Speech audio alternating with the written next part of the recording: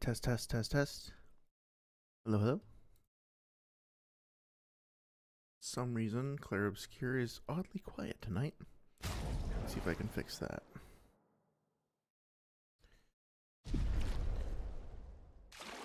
Oh, it's just literally silent. That's kind of incredible. Oh, and of course the game capture isn't showing up. 1 second. Let me fix this. Okay. There we go. I said there we go. Okay. Let's just see if it shows up. Hello everyone. Hope you're all doing well. Thank you for your patience with the technical snaggles here.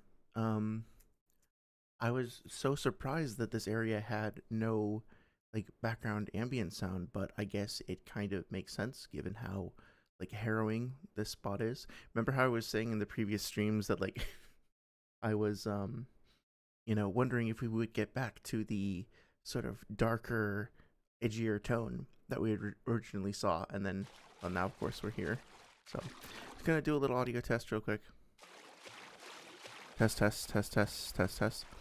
Okay, so it sounds like it's reducing the game signal based on my voice, but I'm gonna try to move my mic over here and see if this helps. Okay. So hello, hope everybody's doing well. Sorry, it's good to see you. I'm glad to hear that New York City is treating you well. It sounds like you're having an awesome time. I'm so happy you got a chance to meet Chloe. It sounds really genuinely wonderful. And getting a chance to see her again, that's gotta be... Are you seeing like a second show, or is it that organization? Are you guys having like a meeting or something like that? Either way, that sounds awesome. I hope that you're doing okay with the level of like overwhelming... Oh, the audio test went okay? Okay, good. I think we talked before about like the level of audio stimulation, or just like the sensory stimulation of New York and how intense it is. I just noticed, did you see... This is such a petty thing to gripe about, but did you see the footsteps in the water? Look, as Mael walks, you should be able to see it again. Yeah, look, it's like they're trying to do some like... That's actually quite clever. Like they're applying footsteps to the material of the ground, um, but they're superimposing the footstep on whatever the mesh is that they're using for this sort of like wavy water, and it's actually kind of like bending and curling along with it, if it makes sense. You can kind of see that the footstep is like floating on the on the surface of the water. I don't think that that was intentional, but it's a really kind of a cool effect, honestly. Um, yeah. Hope you're doing well. I was just telling my partner about the last time I went to New York to meet a friend of mine, just how uh, intense it was, both in a good way and also in a way that I was like, after a few days, I was like, cool, cool, cool. Really glad that that we got to spend some time here. Get me the fuck out. No shade against New York City or anybody who lives there or anything like that. It's just like for me, it was... I like my quiet retreats. I like being able to kind of go and hide in quiet spots and stuff like that. And it was harder to do in the city. But yeah, hope everybody's doing well. I'll do a little brief intro. My name is John. If you are new to the channel, welcome. Thank you so much for stopping by and checking out the stream. If you're coming back, welcome. Hope you've been well. Have been really enjoying the discussions and banter that we've been having the past couple of streams, so thank you again for all that. This is a playthrough of Clair Obscur Expedition 33, and it's a blind playthrough. It's my first time playing through the game.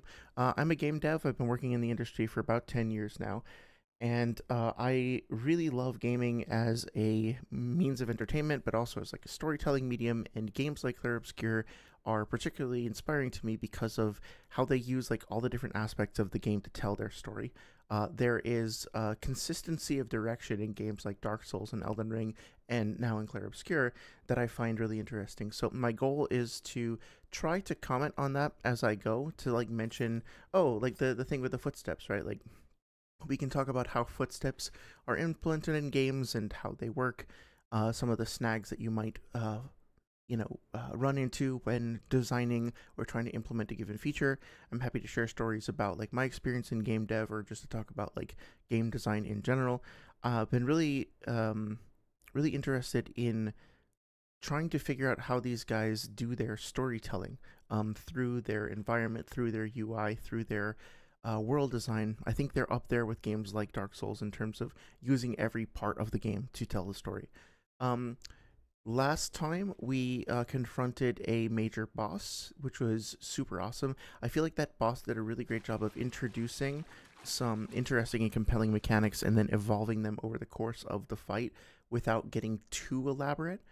It felt like the phases were a natural extension of one another in a way that was very satisfying and compelling if you just sort of pay attention to what the boss is asking of you. It feels also like the game is continuing to challenge us on multiple fronts.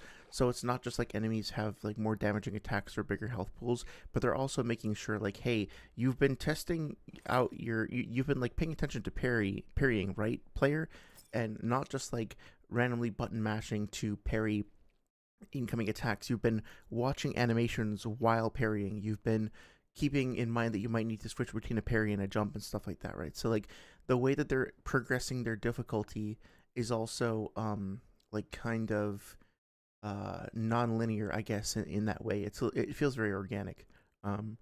So that being said, I think the only gripe that I had last time, or maybe it was the time before, was I really didn't like the Sakabatat like mini games. I feel like it's really hard. It's not impossible, but it's really hard to make something like the Sakabatat mini game and a scene like this work together in the same game. In my opinion, I wasn't really feeling it. I didn't think they quite pulled it off, but there's still a lot to love, and like the game is really really good at it's really fucking funny.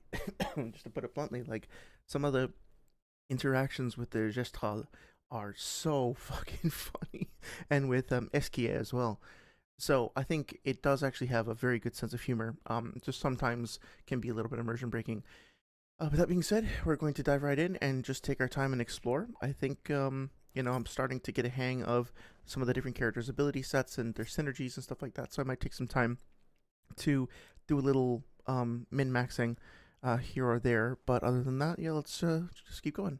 Let me know if you have any comments or questions or concerns, things that you want me to investigate or whatnot. But yeah. Saria says, yes, we're having a second show. Oh, awesome. And yes, there's way too much noise. So I mostly try to stay in the hotel, and even that isn't exactly quiet. Yeah. I think the cat in the box emoji kind of summarizes how I feel after a few hours there. Nice. Very nice. I wonder if we're ever going to get an explanation for why the other characters will sort of like teleport to us. To be clear, we don't need one, but I am kind of curious, like, if there's a diegetic like reason for that happening. Can you go in here? Oh yeah, I can. Nice. There's a very subtle little you can probably hear it better now, like a little shimmering sound, that I would call, like, if doing sound design, I would call it an attract sound, which is very very useful in just giving players a little hint that there's something nearby without directly exposing the location. Voilà qui devrait aider. Oh, hi. Fucking Ciella's wall hacking. Nice. Yeah, honestly, look, I'm gonna laugh at bugs. I'm gonna have fun with them because it's fun. But every single game out there has bugs, and I really don't have a problem at all with games having bugs. It's sort of inevitable. I might make fun of them, or rather have fun of them, because my first gig in the games industry was a QA tester, and so basically all I was doing was looking for bugs all day for multiple years, and as a result I am kind of trained to look out for them, and also knowing what can cause the bug sometimes just makes it's almost like a parasocial bonding thing. I'm like, oh, okay, you guys had to deal with this too. I can kind of feel like a synergy with with that team from a distance. So.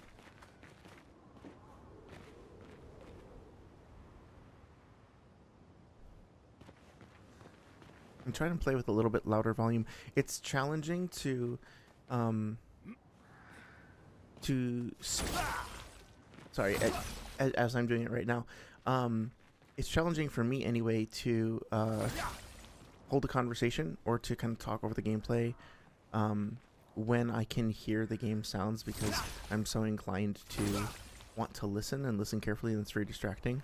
Like, I could never do what some people. Oh, here we go. Do some people really enjoy listening to music while they study, and I wish I could do that. But I just can't. I'm not able to focus. I just get like wrapped up in it, especially if it's music that has any kind of like any lyrics at all. It's like no. But even like soft piano music or whatever, like lo-fi hip hops to lo-fi hip hop beats to chill and study to, I could never. I feel like the music is telling me this is where I'm supposed to go, so I'm gonna go back and check that grapple point. Oh, I bet that grapple point is just returning to the other side of the bridge where we were, probably. Yeah, okay. It might be worth resting. Yeah, it was a good call. CL was pretty low.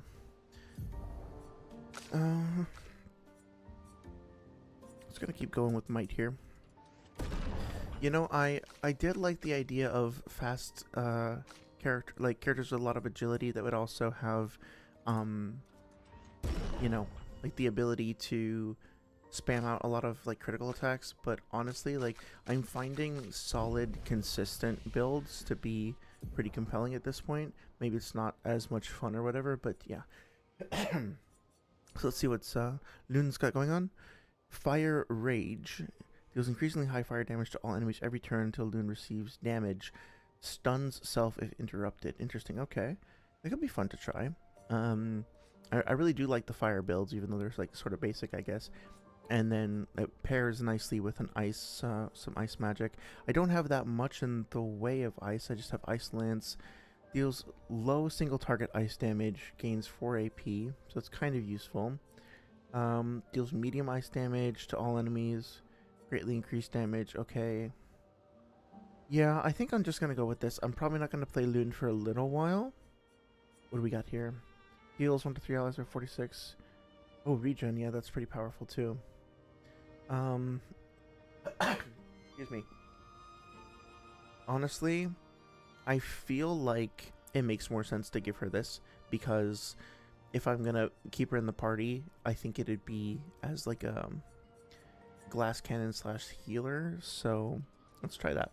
I might do a recoat later. Sorry, says I usually sit upside down as I study because you use flashcards. Huh. Interesting. Are you? I can't tell if that's a joke on like the term flash, or are you just saying like you see? I'm trying to picture this in your chair. So you have like the flashcards on the ground, and you're sitting like with your feet pointing towards the ceiling. That's kind of interesting. I could never pull that off. I think the blood would like rush to my head and just pass out. Well, that's cool. I mean, not pass out, but I wouldn't be able to focus because I just get like loopy. You know what I mean? Now I'm picturing you kind of like L, like sitting in a chair with your like knees pressed in, like dangling a little cell phone like 3 feet in front of you. Okay, I think we're gonna save up for her. And same for you, I think. Dark cleansing cleanses. Yeah, I'm gonna save up. Gonna get some ultimate abilities in here soon. What about you, guy? Nah, I think we're good. Okay. Yeah, let's keep going. I tried to do that. There was a time where I was very skinny, not and pretty flexible actually, and so I thought like L, the way that he sat, was like the coolest thing in the world, and so I tried to like get away with that, but I wasn't quite as flexible as I thought, so I just wound up sort of purchasing awkwardly, like in when I was in college, I was in classes like in the auditorium, whatever, and I was like purchasing awkwardly on the edges of chairs, always about to fall over, and I thought it was so cool. I'm just like that character from my Japanese animes, like fucking Otacon.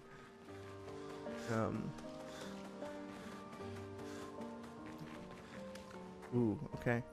This looks l'endroit dont tu nous as parlé. slightly ominous. On pourrait enterrer votre ami sous cet arbre, si ça vous convient. Interesting.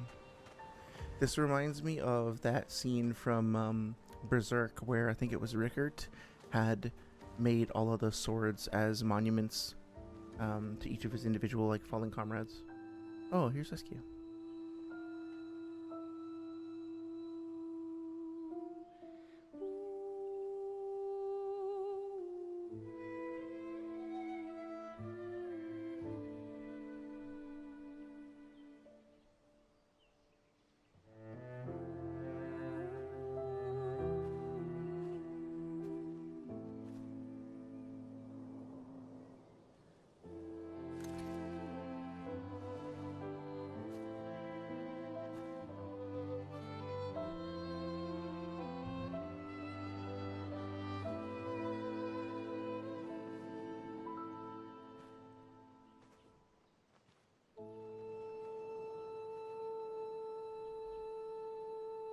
Tu pouvais pas m'attendre, hein? J'aurais voulu qu'on puisse... Repose en paix, Gustave. Je finirai ce que tu as commencé. La peintresse, Renoir, ils paieront pour ça. Plus de dôme que le ciel, à perte de vue. Je les sauverai, Gustave. Emma, tes apprentis, tous les autres. Tu peux compter sur nous. Tu as toujours été là pour moi. Je les sauverai. Tu embrasseras Sophie de ma part, d'accord? Personne n'a jamais su dire si tu étais mon père ou mon frère. Mais pour moi, tu étais les deux. Le meilleur père et le meilleur frère que j'aurais pu avoir. Quand l'un tombe, on continue. Merci d'avoir été ma famille.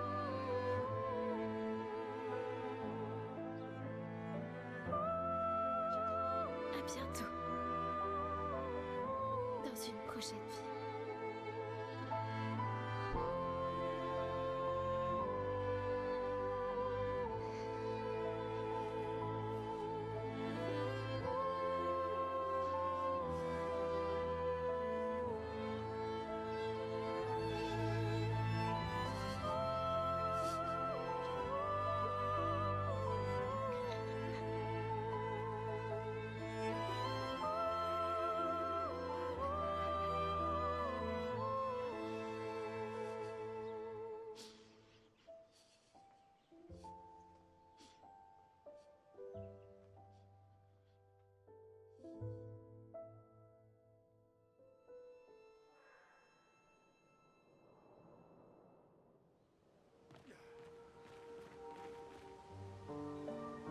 That was really nice. You know, it's interesting. I'm trying to think of games that have like funeral scenes per se. A lot of times when characters like when a character dies, there's a very sort of perfunctory, you know, moment. And we don't really get to see any genuine grief or grieving.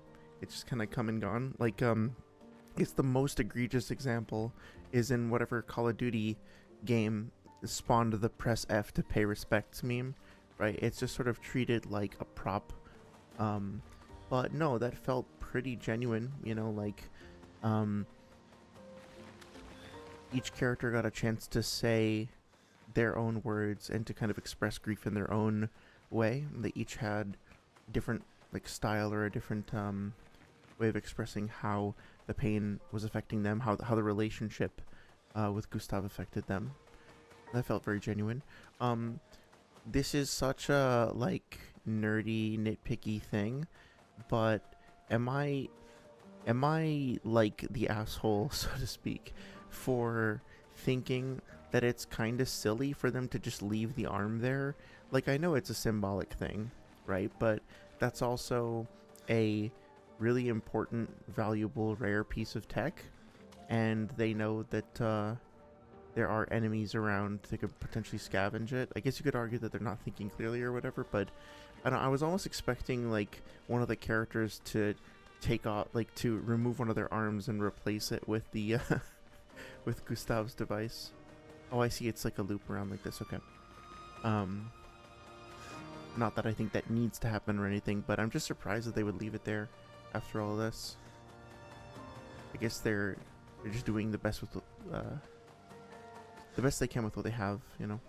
But yeah, I like the fact that the story actually slowed down to allow us, I was gonna say make us, but more like allow us to focus on this important transition and didn't just glaze over it, you know. Do we actually see it in the ground, like the arm? Oh yeah, there it is. Okay. Yeah, I wonder if this will come back up later. Very, very interesting that it's buried at a place where there are like white flowers and also red leaves. I'm sure that, yeah, like the white and the red. I'm sure that's not a coincidence. This is really beautiful too. The light kind of streaming down through and the leaves falling.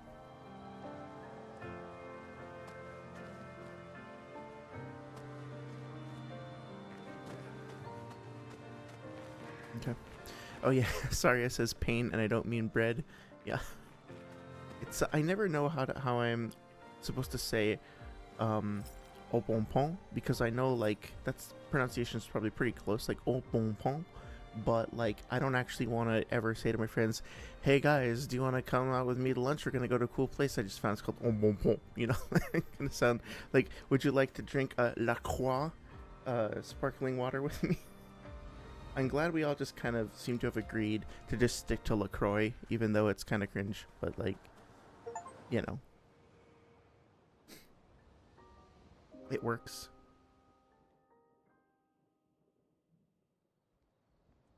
Pendant environ 2 heures. Puis il y a un grand lac. Mieux vaut pas y aller, vraiment. En fait, vaut mieux prendre à droite et marcher quelques heures. Puis on pourra faire une halte. On en profitera pour manger, se reposer. Et après ça, plein nord vers la gare de Monaco. Pourquoi? Pour recruter mon plus vieil ami. Nous aurons besoin de bras, parce que notre prochain objectif sera de s'attaquer au cœur de la peintresse. Son cœur? Oui, on ne s'approche pas comme ça de la peintresse. La chroma là-bas est bien trop dense. Elle efface quiconque s'en approche trop. Mais si on détruit son cœur, la barrière tombera. D'accord. Mais où est ce cœur? Il ressemble à quoi? À quoi il ressemble? Ça, je l'ignore. En revanche, je sais qu'il se trouve quelque part au centre de la vieille lumière. Tu as trouvé l'ancienne lumière? Oui, Alors c'est vrai. Avant la fracture, notre lumière faisait partie d'une grande ville sur le continent. j'ai accompagné de nombreuses expéditions. C'est avec la 58 qu'on a trouvé la vieille lumière. Mais Renoir les a effacés, avant qu'ils n'aillent plus loin. Je n'en sais pas plus. Très bien. Allons voir ton ami à la gare de Monaco. Et ensuite, à nous le cœur de la peintresse.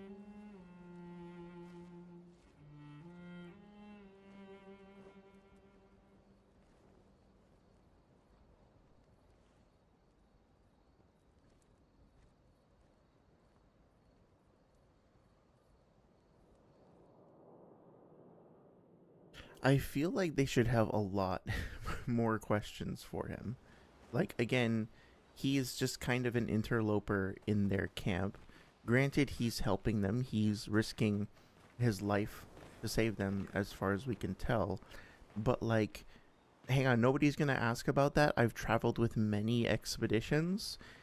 They all died, and you're the only one who survived.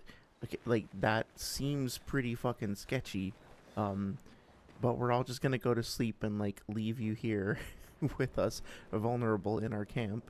I mean, granted, Esquier seems to have his stamp of approval. Like, I think he said previously that they used to go flying through the sky together all the time. They're best friends or something. So, you know, that's honestly, that would be enough for me if I were in that situation.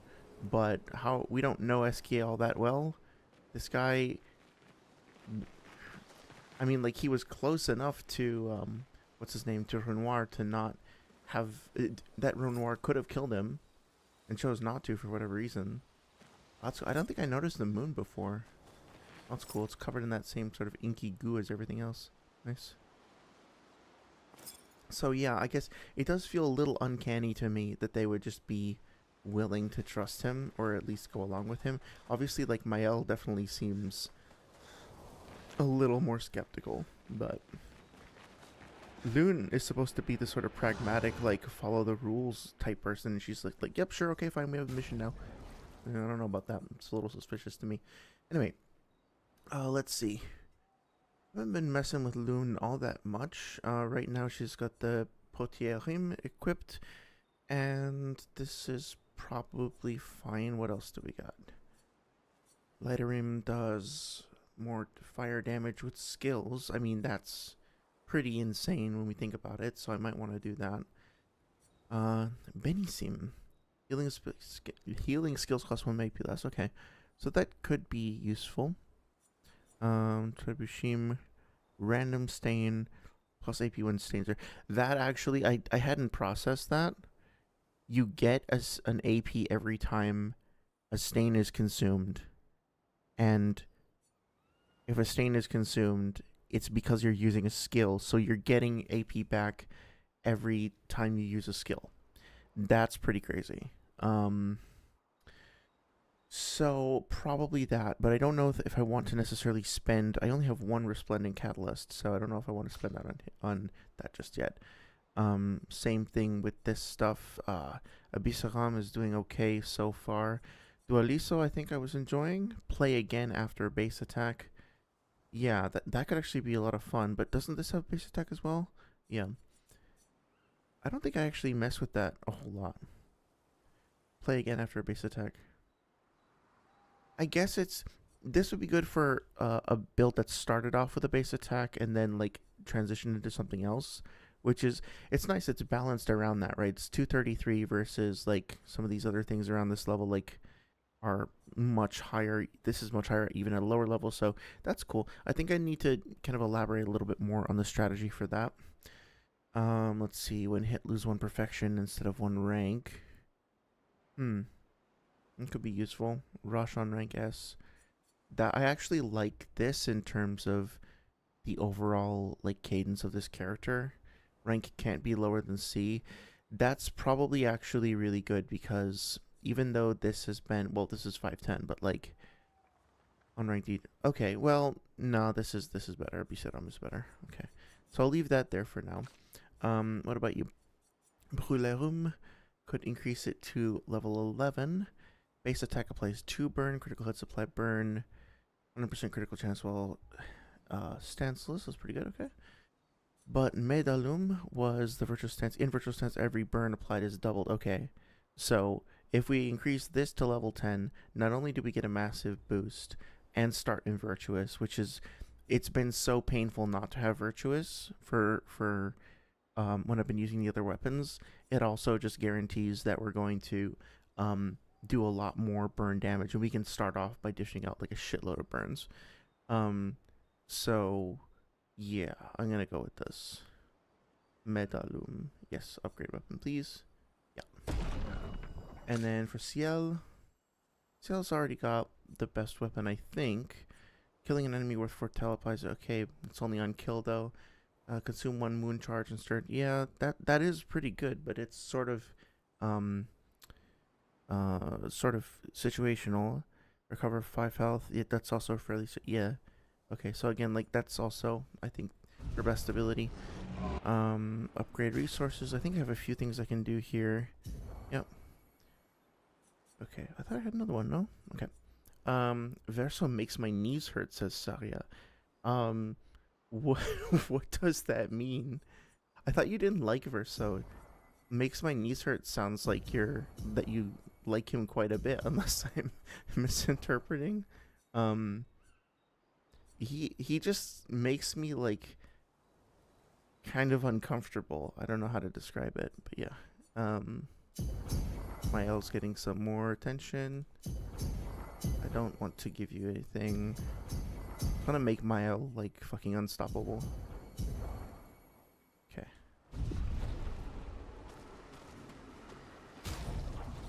So yeah, I don't want to take too long, but let's look at no, you don't. Okay, you don't like it. I was gonna say like Maybe I'm just not familiar with that phrase or whatever, but in Russia fighting alone. I wish I could like store some of these because I'm not never gonna use some of them, but whatever. Recover 15% health on base attack. That's okay. Free aim damage, base attack. Breaker, increase break damage, burning mark apply, burn on hitting a marked enemy. Sure, let's do that. What else do I have? Dead energy, killing an enemy. That's fine. Burning shots. Increased damage on the first hit once per battle. Oh, that's great. That's gonna pair very well. Increased counter attack damage. Parry, powerful for 1 turn on base attack. Energizing break on breaking a target. Gain powerful fighting alone. Breaker, more break damage. Perfect. Let's just leave it at that for now. All right. In fact, I don't like him. In fact, I hate him, but I love how he's written in this story. Oh, interesting. Okay. I'm very, very curious to see where this goes. Yeah, I mean, like, I think so far everybody has been, like, lovable in their own way. And so having a character in the midst who is a little bit more complex, a little bit darker, or even just, like, a little bit more uncomfortable to spend time with will be interesting to see how it changes the dynamic. I guess that's one thing that, like, I think this game might benefit from more of, potentially, although I don't know exactly where it would be placed, is I like playing Mass Effect recently. I really like the little ambient conversations that happen between characters, especially in like Mass Effect 2, or in like Dragon Age, where your characters have different personalities and they'll slowly start to build up friendships and trust with one another and kind of like play off one another. I wish there was a little bit more of that, but again, like I'm not sure where that dialogue would go. Maybe like post combat or something. Just to kind of see, like, I want to know more about specifically what does Lune think of Ciel as a person, and what did Mael and Lune used to do together for fun, you know, and like what are their favorite food. Like I want them to be talking about shit more and sharing their personalities more. That's something I think could be expanded on in the sequel. Right now it feels like it's kind of locked into cutscenes, which is fine, you know. But I like the characters, so I want more of them.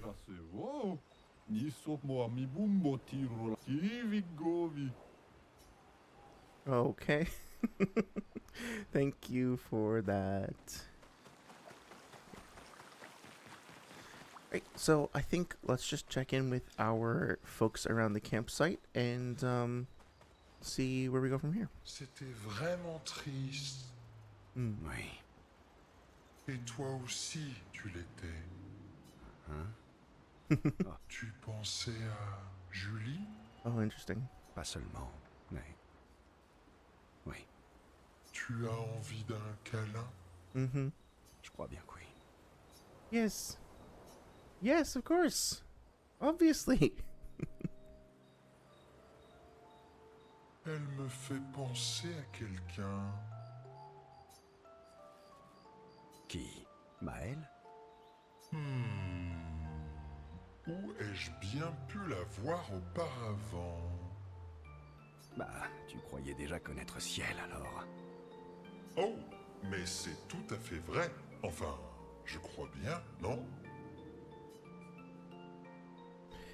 All humans seem the same to you, or sometimes I feel like you know everyone. Try this one. Parfois, j'ai l'impression que tu connais tout le monde.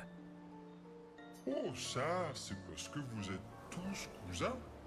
Vous êtes pareils, mais différents. Okay, so SK is like self-reporting as non-human, which, I mean, obviously he doesn't look like a human, but I wondered if there was a chance that he was like, you know, a human soul, essentially, just in a non-human body. So technically speaking, still kind of a human, or like, you know, a demon or a devil in Baldur's Gate. There are different race, but they're still very human in terms of their mannerisms, their desires, the way that they talk. Like Raphael, for example, is a great example of that, right? So yeah, I wonder how he sees himself in relationship to humans, if he views them with curiosity, if he sees them as distant. Guess we're going to learn a little bit more about that. I'm very curious. D'accord. Donc, c'est peut-être ça l'explication, tu crois pas? Oui, oui, oui. Ah, tout comme Verseau est le cousin de Verseau, Maël est la cousine de Maël. J'ai tout compris. Toi aussi, tu es vraiment d'une grande sagesse. Tu sais, le pire, c'est que ça a presque du sens ce que tu racontes. Ce n'est pas grave si tu ne me comprends pas, Verso. Je trouve quand même que tu es un sage. Tu sais qu'il y a vraiment des fois où tu racontes n'importe quoi. C'est pour ça qu'on est les meilleurs amis du monde.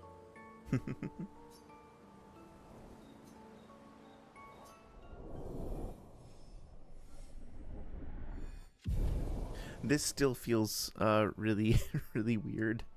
The increase in like relationship level, but that's okay. It's not like bad to have slightly gamey mechanics in your video game. Oh, hey there, Johnny Two Shoes. Thank you so much for stopping by. Hope you're having a good night tonight. Yeah, I'm a game dev. I've been in the industry for about 10 years. I've done a bunch of different stuff. I started off in QA, and then I did some technical design, some sound design. These days, I usually do like audio implementation stuff. So like I work on making sound effects work in the game, like working on physics audio. I've worked on like some music system stuff before. And then like from time to time I'll have other stuff come up. Yeah, I've done like a little bit of production, a little bit of direction for a little while. So just kind of like whatever the nature of the job is. But audio, sound, music, that's definitely my primary interest, if that makes sense.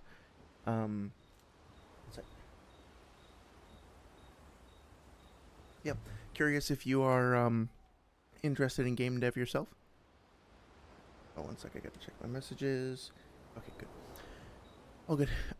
Saria says SK is just the vibe of the team, TBH. Yes. Yeah, exactly. I mean, I do like, kind of like, in contrast to what I said before, I like the fact we're getting some one-on-one time with the characters and starting to learn a little bit more about them.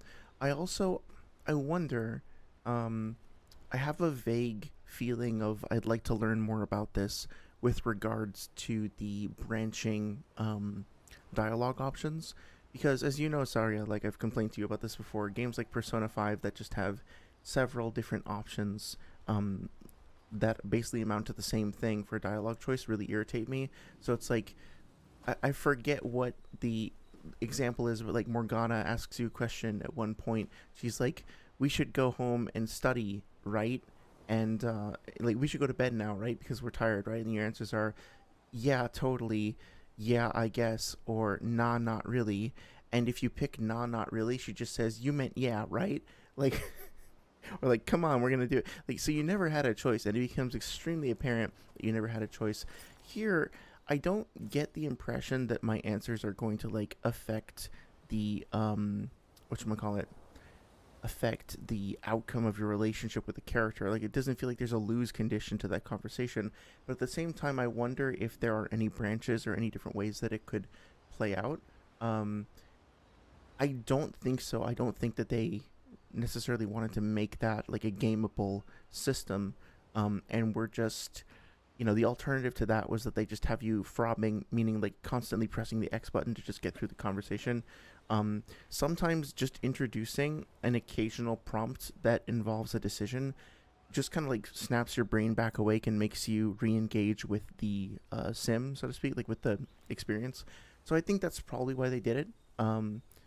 Even if the trajectory of the story kind of goes the same way, having a choice every once in a while feels like it's more engaging, but you have to balance it, right? The choice has to feel like it is actually respecting your decision and isn't just like lying to you, like wasting your time, which is how I felt about the Persona 5 setup, honestly.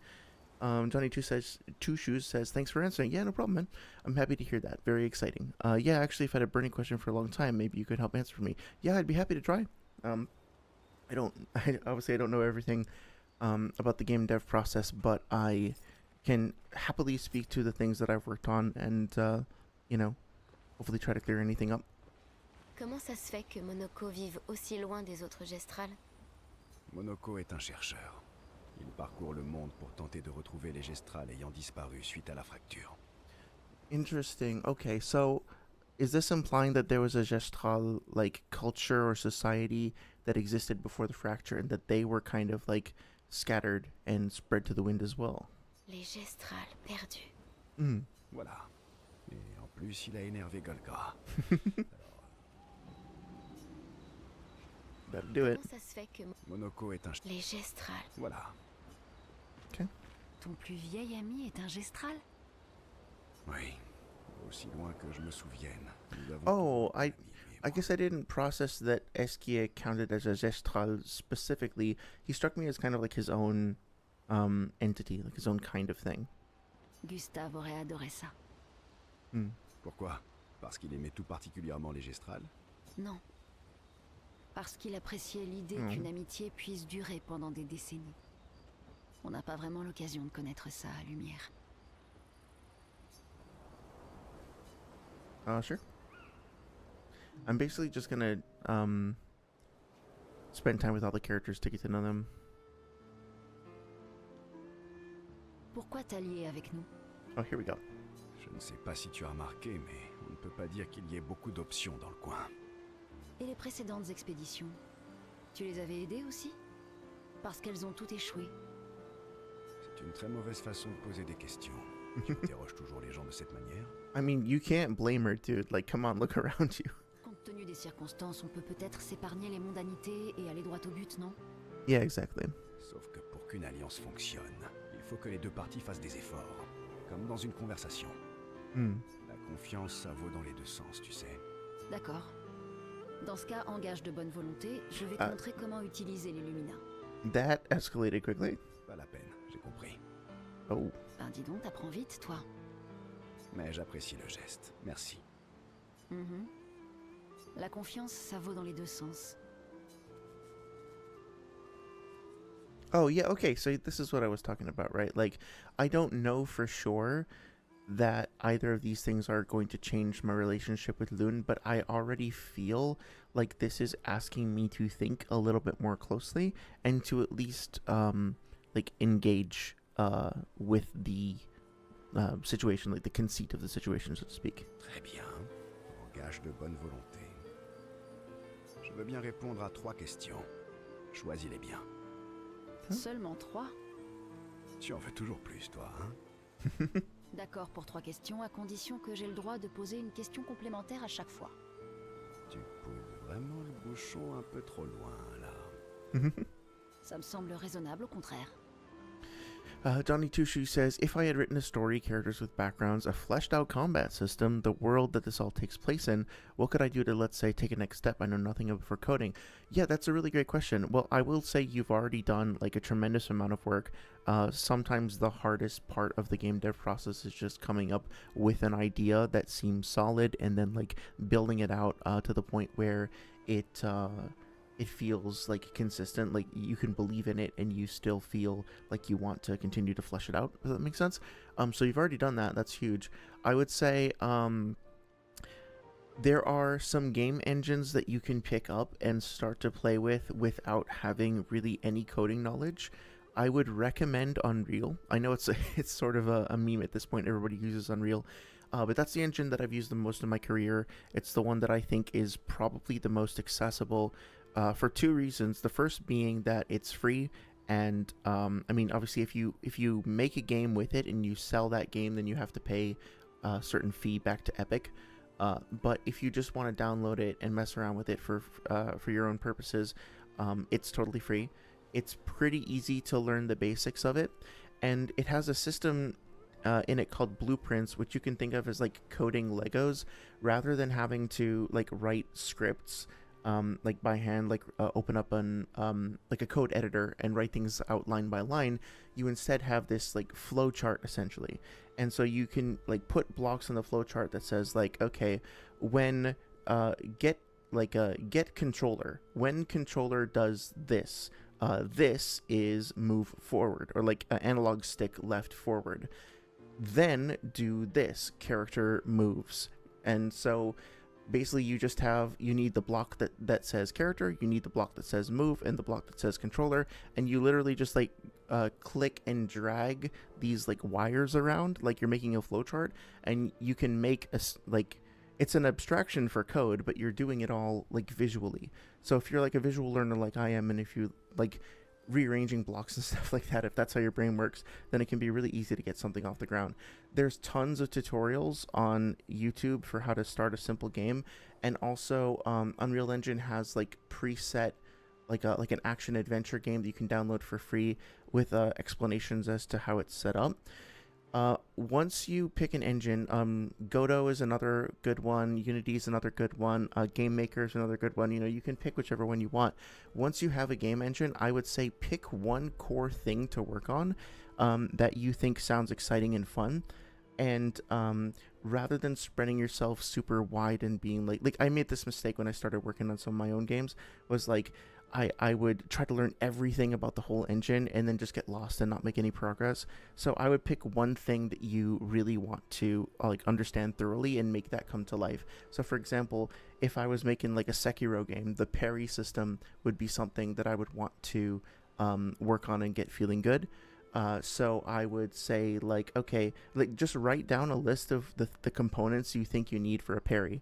And what you'll find is that it very quickly becomes a list of little tasks that you can do. And as you start to accomplish those little tasks, it feels really satisfying because you can see everything coming online. So like, okay, in order to block an attack in Sekiro, I need a button press to raise my sword and a button release to lower the sword. And then I need a state for the sword where it's like receptive to an incoming attack, and a state where it's not. And I need to connect the raise up and the raise down to the active and deactive. And then I need something to come and hit the sword. And then when that hit event happens, I need to know if it's like at the right time or not at the right time. So when I start raising the sword, I need to like start a time window, start a timer like a stopwatch, and then choose at what point in the stopwatch it's going to be considered like a good hit or a bad hit. And then when I've done that, I can say, okay, well, I want like a sound effect to play when the sword clashes positively, sound effect to play when it clashes negatively, and then a visual spark effect to play. And all those things, that's maybe like 15 tasks there. Each of those tasks are a few hours. Each of those tasks will take you to a YouTube tutorial that teaches you something about it. It'll be a little slow at first, but it will teach you how to use like the visual effect. That'll teach you how to use the visual effect system. Maybe if it takes you a day or two to learn that with YouTube tutorials, it might seem slow at first, but then you'll get it, and then you'll be able to put visual effects wherever you want. If you want to put like a little lighting effect so that it like makes a big spark, right? Then you'll take a day or so to learn about lighting, and then you'll have a little light effect that you can use. Sound effects, same thing. It's actually super easy to play a sound effect in Unreal. It's literally just like there's a block in that blueprints thing I told you about called play sound, and all you have to do is you have to find the thing you want to play the sound on and just like plug it into the play sound block and hit play sound whenever you want. So there's things like that. Like as you start to like come up with a distinct list of tasks, you will learn bits and pieces as you go, and give yourself like little features, give yourself like little milestones. Be like, by the end of this month, I really just want the character to be able to run, sprint, and jump, right? Give yourself that goal and see how that feels. I know that's kind of a lot of information. I'm trying to give you like a good foundation without overwhelming you. Hopefully I've achieved that. If you have any more specific questions, let me know. I've definitely like learned a lot by trial and error over the years. The thing that's been the best for me personally is just giving myself a challenge that I feel is fun and interesting, and sticking with that, but also not like getting too like overwhelmed, right? Like if you go in and you're like, I can't, I've been working on this fucking parry system for a month and it's just not perfect. It's just not right. It might be the case that you need to take a step back and like work on something else for a little bit and come back to it. So make sure to check in with yourself. Make sure you're not like getting burnt out, and just like keep building at your own pace. So good luck. Hopefully that was somewhat helpful. Sawyer says it only changes the conversation outcome but doesn't change the points gained. Okay, but there is one, and if you choose wrong, no worries, it's very morally obvious. It locks you out of a relationship. Okay, interesting. Thank you for the heads up there.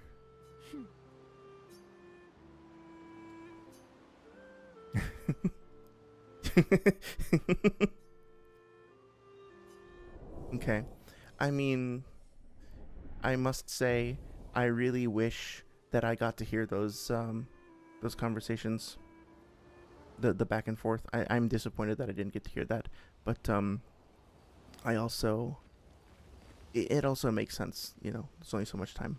La gare de Monoko est haut dans la montagne? Est-ce qu'on verra de la neige? Elle n'est pas trop haut, non, mais je confirme qu'il y a généralement de la neige. Ah, fantastique. Ah oui, c'est vrai qu'il n'y a pas de neige à lumière. Non, juste dans les livres et sur les tableaux. Elle est presque aussi légendaire que les gestrales. Et aussi amusante qu'eux. Et parfois tout aussi mortelle. Just noticing now that the right side of his face is all kind of like tattered. Ah, c'est vrai? Almost like is it meant to look like a canvas, like the paint that's kind of cracked and torn on a canvas? Mon mari rêvait d'en voir un jour. C'était presque une obsession chez lui. Je suis impatiente d'en voir. Rassure-toi, c'est pour bientôt. Yes, so yeah. Oh, Johnny Thushu says, yes, I've seen this. Guess I'd have to find time to execute all this. I've had written this story for a long time, and it's been something I've always wanted to do. Thank you so much for the info. Yeah, no problem, man. I hope it goes well. Getting a chance to see like an idea that you've had kind of kept to yourself for a long time, like crystallize, like take form, is really powerful. So even if it's literally just like open up a level and make a block and make a character that can push the block, and you call that character the same character as the protagonist in your story, and you call the block like the villain in your story, whatever. Like, even if it's just something as simple as that, once you start tinkering with stuff, once you start seeing something like physical, it's so cool. So I hope that you'll find that fun. C'est ta conclusion après avoir longuement observé notre équipe? Oui. J'imagine que t'as mieux à faire que d'analyser notre niveau de stress à toutes, non? C'est que je pense qu'il est important de bien connaître ses coéquipiers. Dixit, le mystérieux étranger qui ne nous a encore presque rien dit sur lui. Alors considère ceci comme une tentative pour être moins mystérieux. Ah, oh, vraiment?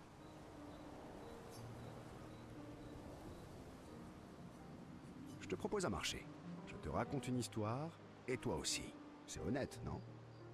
Eh bien, disons qu'il y a histoire et histoire. Toi d'abord, dans ce cas.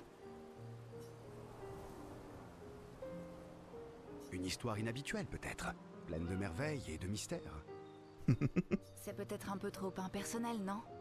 Pas vraiment le genre de sujet qui permette de se connaître. Je crois que je vais refuser cet échange. Raconte-moi plutôt quelque chose de sombre et de mélancolique. Oh, décidément, t'es pas du genre à tourner autour du pot, toi, hein? Tu veux un partage? Alors autant que ce soit pour quelque chose qui compte. Une histoire contre une autre, alors. On verra bien.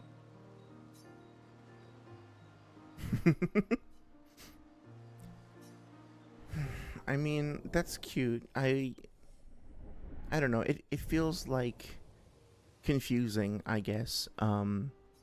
To how do I say this? It's confusing that we don't get to see that conversation. I'm not sure why that decision was made. It feels like a little artificial. I don't know. It does feel a little artificial that like everybody's just kind of standing in a line waiting for you to go ahead and press the interact prompt, and everybody takes their turn. I feel like this is something that I guess it must be a throwback to like older RPGs. Like I'm thinking even like Drakengard 3 had something similar. So I'm wondering if this is less of a like a quote-unquote mistake from a modern standpoint and more just like a deliberate decision to evoke an older era, which I was saying something similar about the whatchamacallit, on the open map, you know, like how everything is rendered in miniature. So I don't love this because it feels a little too artificial, a little too video gamey, for lack of a better term. And I want to spend more time more organically with these characters. But at the same time, like, I think I understand what they're doing and why, and I really appreciate it for what it is, even though it's not like my favorite thing. So that's cool. Donny Two Shoes says, "You're the best, and I seriously appreciate your time." Well, thank you. That's so nice of you to say. Yeah, I'm more than happy to talk about this stuff. I really love games and game dev, and if I can help at all, yeah, please let me know. Good luck with everything. Seriously. Let's see. Oh, this feels a little invasive. Okay, I'm curious to see where this goes. Oh, it's Mael doing it. Okay, I thought it was gonna be Velsa doing it. Spend some time writing in Gustav's journal to honor his memory. That's very nice, yeah. She gathers her courage and writes about Gustav's sacrifice, how he laid the trail. She hopes Gustav's apprentices will read this journey someday. I mean, honestly, like, I it's interesting that, that doesn't bother me. Like, I don't need to know every single word that she writes in her journal, but for some reason it does bother me that I don't get to hear every word in the conversation, which to me feels like an internal contradiction. So I wonder if that just like that just kind of like reinforces that it's not a problem with the game. It's just sort of more where I'm coming from. Yeah.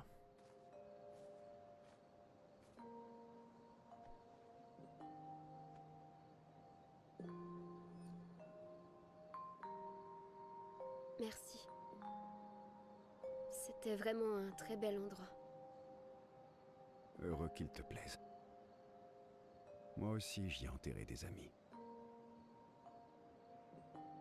Tu avais raison à propos des condoléances. On les présente parce que on ne sait pas quoi dire d'autre, mais elles ne sont d'aucun réconfort. Non. Tout ce qu'on peut faire, c'est entretenir leurs souvenirs. J'imagine.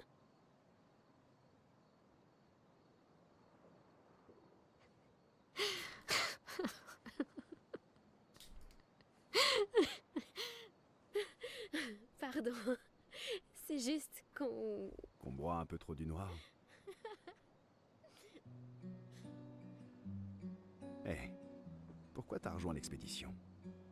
Je veux dire, avec le gommage, je comprends que les autres aient pris cette décision, mais... Tu es bien plus jeune. Sorry for the background noise, by J'ai the way. cru que je serais bien mieux ici. Sur le moment. C'est naturel de vouloir échapper à une vie qu'on n'aime pas. M'échapper. Oui. Exactement. Mais Gustave et les autres, eux, ils veulent vraiment changer les choses. Changer ta vie, ça compte aussi. Personne ne doit porter le poids du monde. Ce n'est pas tenable. Gustave aurait sûrement dit, plus les gens se préoccupent des autres, plus cela allègera notre fardeau. Ça devait être quelqu'un de bien. Attends.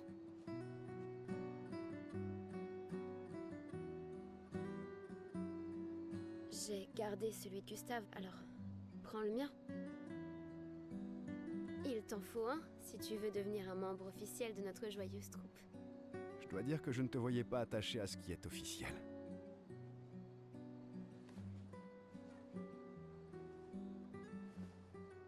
Bienvenue dans l'expédition désastreuse. Merci.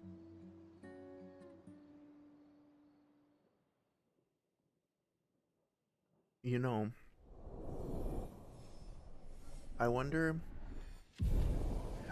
if that's Mael. Like, so, at first I was going to say that I feel like that's a little out of character for Mael. Like, she's being a little too open to him. But I wonder if it's actually she's playing him. Like, she doesn't trust him, but she's trying to get him to lower his guard and think that he's trusted. It seems like she's a little bit more shrewd and cunning than maybe she's letting on, based on some of the things she said before, but we'll see. Sorry, guys, not impressed.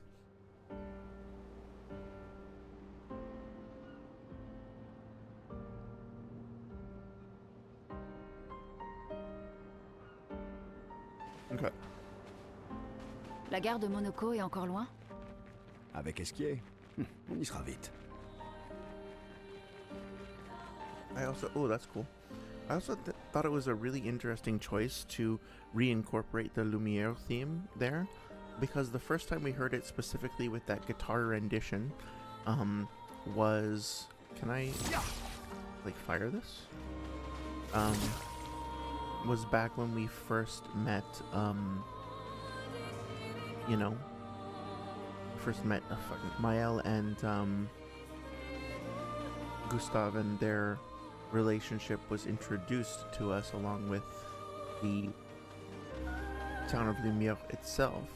So, you know, there's a video by Sideways, I think is the YouTube channel, and he kind of breaks down how things in Star Wars, like, I wish Darth Magog was here to to comment on this, but like, sometimes we will hear a theme playing in Star Wars, and we'll just be like, oh, that's the Star Wars theme, and then we'll hear another leitmotif or another piece of music that's kind of recognizable, and we'll say, oh, that's the that's another Star Wars theme, right?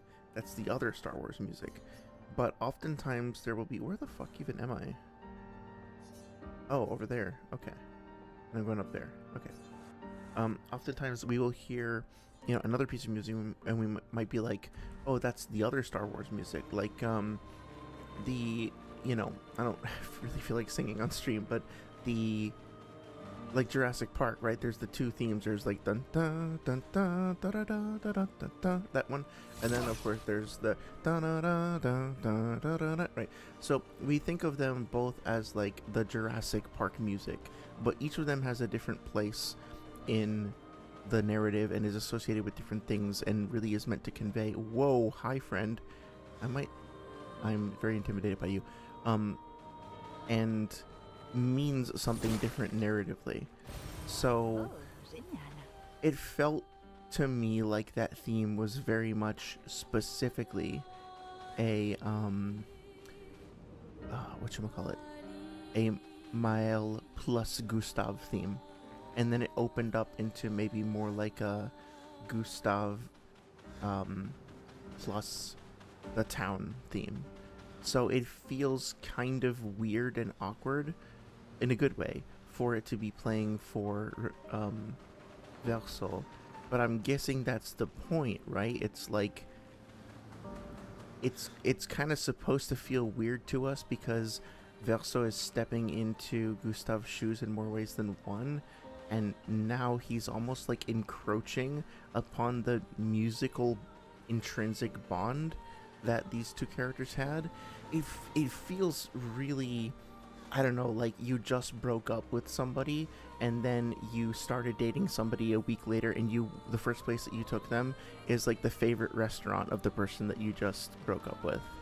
It's like, it's a great restaurant, you like the food, this new person deserves to eat good food, there's nothing wrong with it, you both deserve to eat good stuff, but at the same time it's like, really? Like, it's a little weird, a little uncomfortable. I don't know if that made any sense. Okay, let's see what we can do here. Did I? Okay, I did actually. So, applies 2 more burn per hit, 2 hits, 3 burn, so that'll be 6 burn with this to start off with. Yeah, I mean, she's just like melting people. It's fucking awesome. Oh shit, I picked the wrong guy. Oh no, I didn't. Okay, so they just have a high chance to dodge, it's not guaranteed. Alright. Plentiful Harvest. Harvest or Phantom Blade. What's the one that does? Yeah, Bad Omen. There we go.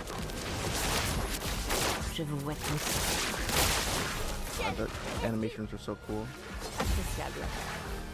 Appréciable. Essaie pour voir.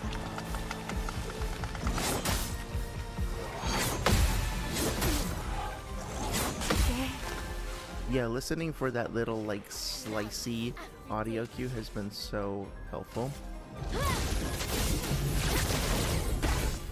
Oh shit, okay, screw this.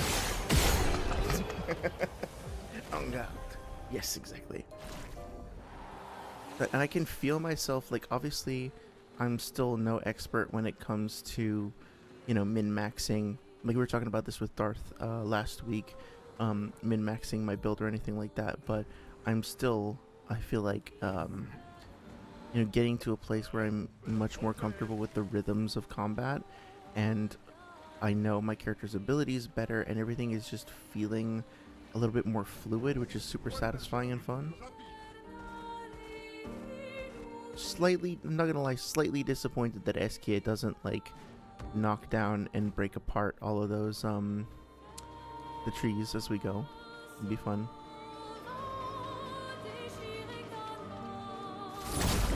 Yeah, and doesn't the Lumiere theme have like some line that's like about Gustave specifically? I don't know what it means, but isn't it like "Et Gustave dom gardeam"? Like Gustave's looking at the dome or something like that?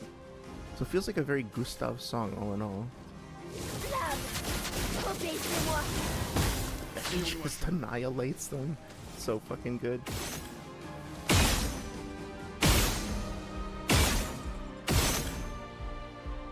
Get over here, get over here. So close, okay. Oh, I actually upped my meter quite a bit with that. I didn't realize that it was that the I didn't realize that the free aim shots were so effective at building up his meter. Shit. Oh my god. That was really more than I expected. Oh well. See, now the intensity of the music fits quite well. I'm getting fucking one shot.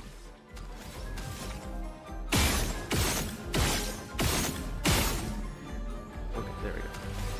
I still, oh right, because I have dead aim. Okay, and now I can just do this. Oh my god. Sorry, CL. And lighter aim cut. Yeah, so that's the other thing. I'm still kind of baffled by the weapon upgrade shit. Like, you know what I mean? Like, so if I hadn't, I just got 3 major weapon upgrades, and like all this, wow, that thing looks fucking awesome. This whole time I've only found a couple of resplendent chroma, or whatever they're called. And now I just basically got the equivalent of 3 of them all at once for apparently random weapons. Like I'm guessing that there is actually a connection between the enemies that I fought. No, I didn't want to go back to camp. No shit, fuck. Okay, I pressed the wrong button. Okay, sorry. Whoops. La gare de Monoko est haut dans la montagne?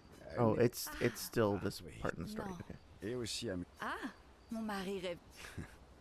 Okay. Can I just go? I just want to go back to the field. I don't want to. No, I don't want to sleep. Okay. That's a little weird. I don't. I wish we had there was a prompt to like go to camp, like confirm going to camp, or it was something like Baldur's Gate where it was like you could choose whether or not you were going to sleep, and like end the day, because that felt weird. Like I fucked up and I pressed the wrong button and now I'm committed to going to sleep, but it didn't really change much. It's just sort of the narrative of it was a little weird, but yeah, it's all good. Boat graveyard.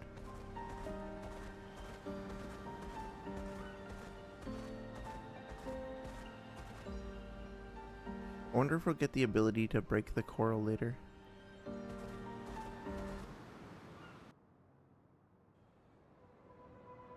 Whoa.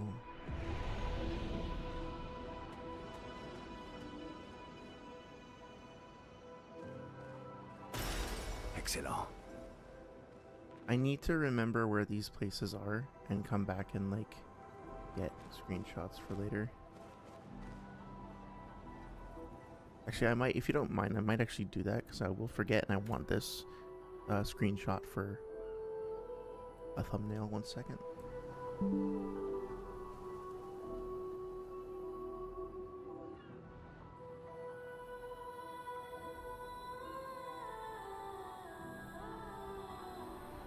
Just gonna sit here for a second.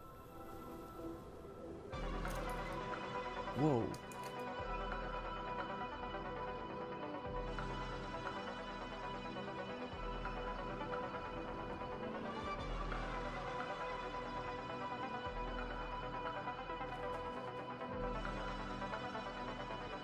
Mael finesse and precision. Verso, I have dual blades. Lune, feet, lightning, and heels. Ciel, what if Yugi Muto had scythes to kill someone mid-duel? Yeah. Her, kit, so to speak, is so weird and cool. And I love that they just really leaned into it, too. With all the sound effects and visuals and stuff. They really committed to it. That's cool. In a way, I do kind of wish that the rewards for finding places like this were a bit more intense, like a new weapon or something. But also, I kind of like that you just kind of find these quiet little spaces. And you know, so often, developers make amazing, intricate, beautiful concept artwork, and it's great. And it's necessary and essential in bringing the game to life. And it, when it's in a certain light, it's beautiful and wonderful to see. And there are, I don't know how to describe this, but there are some contexts in which seeing concept art can almost feel like degrading to the concept art itself, because you're expecting a different kind of visual. Not necessarily an inherently better one, but a better visual for the scene or the what do you call it, the situation. And sometimes developers will just put concept art places and try to pass it off as what you might be expecting something else, and that can be frustrating. And I think it leads to people getting unnecessarily, like unfairly mad at concept art and using it almost as like a derogatory term. When it's not. And what that felt like is the hypothetical and now very real opposite end of the spectrum, where they took concept art and were like, okay, no, we're not just gonna like show this around as a prop, you're gonna bring this to life. The reward for you know, making it to some of the more remote parts of the world is going to be, you get to see concept art in a way that hasn't been seen before. You're going to see the visual, like, lifeblood of this this place kind of brought into still and vivid focus. This is the only thing I had quote unquote spoiled for me. Like, this was actually part of the reason why I wanted to play the game, is because I saw a battle where, oh, he's actually blinking his eye as well, where people were fighting this thing, and I was like, if a game got this in it, if this guy's in the game, I gotta go play this game. Because there's going to be a good game with this guy in it. I knew it when I saw it. So the trees and leaves are starting to turn this color around here as well. And this is my favorite time of year, the fall, when the leaves are turning. Just between like September and the end of November. It's like the perfect time of year for me. So, late September, end of November, yeah. So this is like, it's not quite this vivid outside yet, but it's getting there, and I'm very happy about that. Okay. Just once, I want the guy to be my friend. Can we please be friends? I didn't think so. I had to try.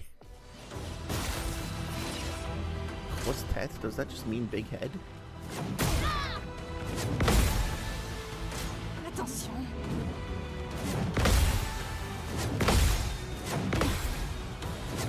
Oh, come on. Are you kidding me? That's so mean. Stop it. Oh my god, what a troll. I'm gonna fucking die immediately, aren't I? Oh yeah, I'm in over my head, huh?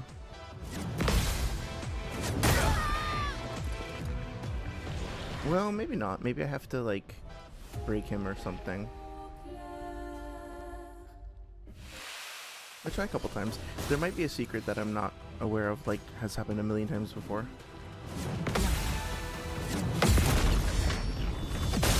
Okay.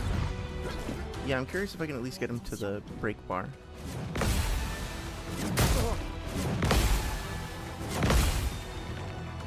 Méfiance.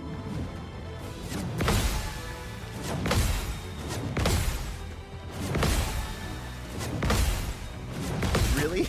Oh my god. This guy's crazy. Ça va faire mal. Sorry, it says I don't know it was chill like that. What do you mean? He's like wrecking my entire crew. Came in like a wrecking ball. Let's see. Slice 3 burn. Okay. Obéissez-moi.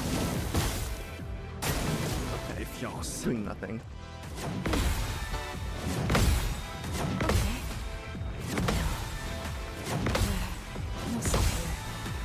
What the fuck? What the fuck? 8 times? Dansons.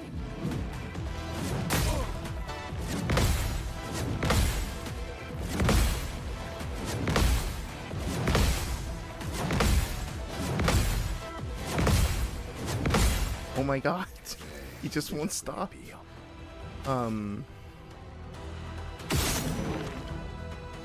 am I at beat perfection up from parrying all this shit? I guess I have to just like concede this, right?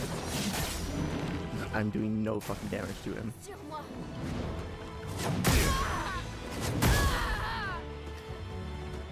Yeah, it's true. I did happen to exist in his general sphere of influence. My fucking fault. I'm sorry.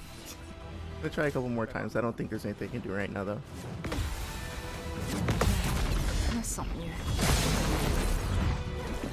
It's nothing.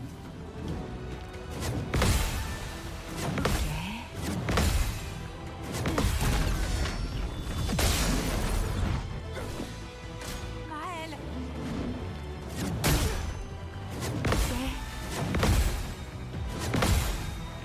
Je me sens mieux. Okay.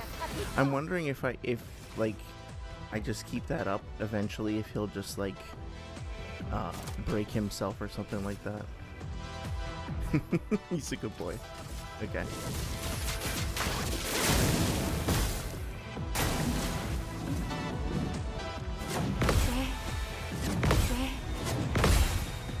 me sens mieux. Je me sens mieux. Shit. Okay, I can't deal with this.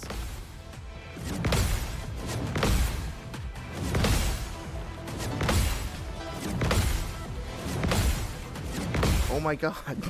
Stop. I actually fucking love this boss, but also it's extremely annoying.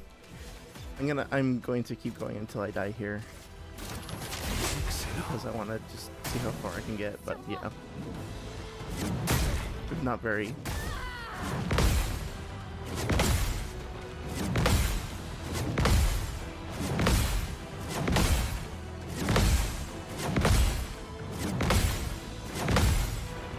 Is that a 12 hit combo? Oh my god. Shit. I actually want to try it. No. I can't. There's no way I'm going to be able to beat this guy right now. That was really fucking funny though. See, this game does genuinely have an amazing sense of humor.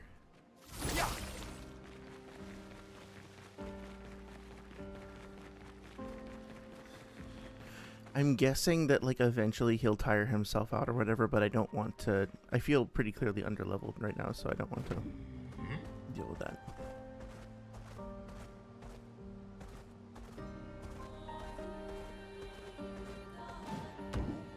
Boing.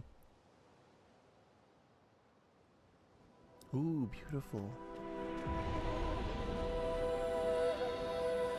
Whoa, cool.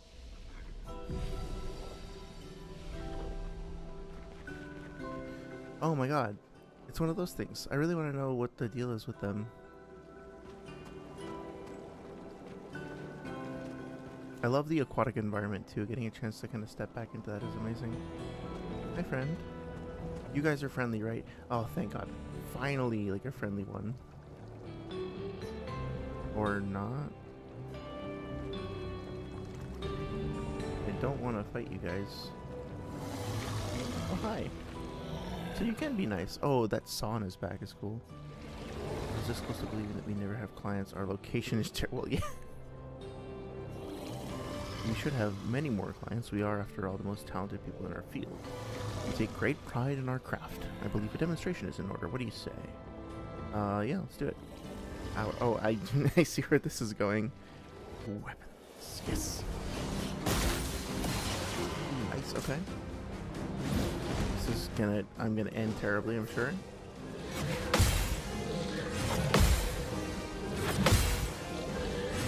Stop. Okay. Oh, damn, okay. So this is doable, but very, very difficult.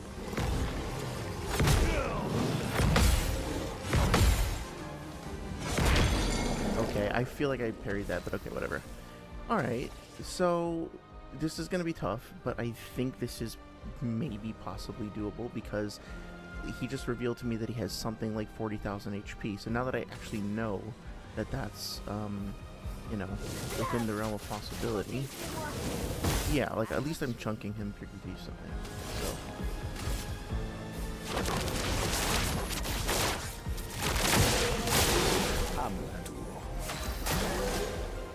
Yeah, okay, this will be tough, but I think I can do it.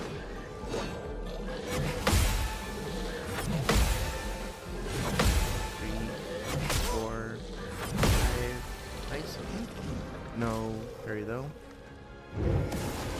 Oh shit, did I bring breaking rules? Let's see. Defensive, yeah, okay. I'm gonna go for burns, try and get that guy burned down as quickly as possible. Okay, that's good. Okay. Oh boy, okay, let's see. Wrong button. There we go. Okay. Not ideal, but see, this is the problem with Verso, is that he's like only, at least at the moment, only super viable when he gets up to A, but it takes him so long to get there. So I feel like swapping him out for CL might actually be a better choice. Johnny Tushu says, I've been working while this was in the background. Is this your first playthrough? Yeah, this is my first playthrough. I'm really loving it. Thankfully, somehow, like, I haven't really been spoiled. And I'm grateful for that. But yeah, like, learning everything as I go. I know, like, I feel bad sometimes taking time to, like, go through stat menus and stuff like that. But I haven't been spending too much time, like, build crafting, so I probably could vastly optimize my builds and all that, but at the same time, it's been kind of fun figuring things out on the fly. Okay, if I can parry this, I should be able to defeat him, I think.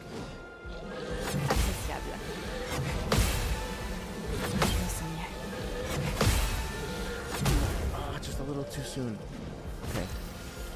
I thought it was gonna be sooner than I thought it was going to be, so if that makes any sense, so I tried to, like, anticipate it, like, to get ahead of it. Okay.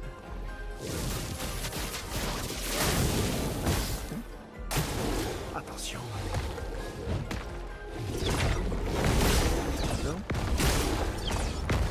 Nice. That's doable. Okay, there we go. Now things start to get a little bit more interesting.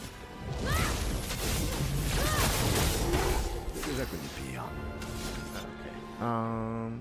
I guess medium light damage, spell status effects. Let's try that. That does tend to be very effective, yeah. Although it doesn't build up perfection very much. I'm in Twilight now. Medium dark damage, applies 3 foretell and mark. Phantom blade consumes all foretell. Right, so I need to do more foretell. So let's just do that. Now 20. Now I can probably kill him on the next turn. If I survive that long.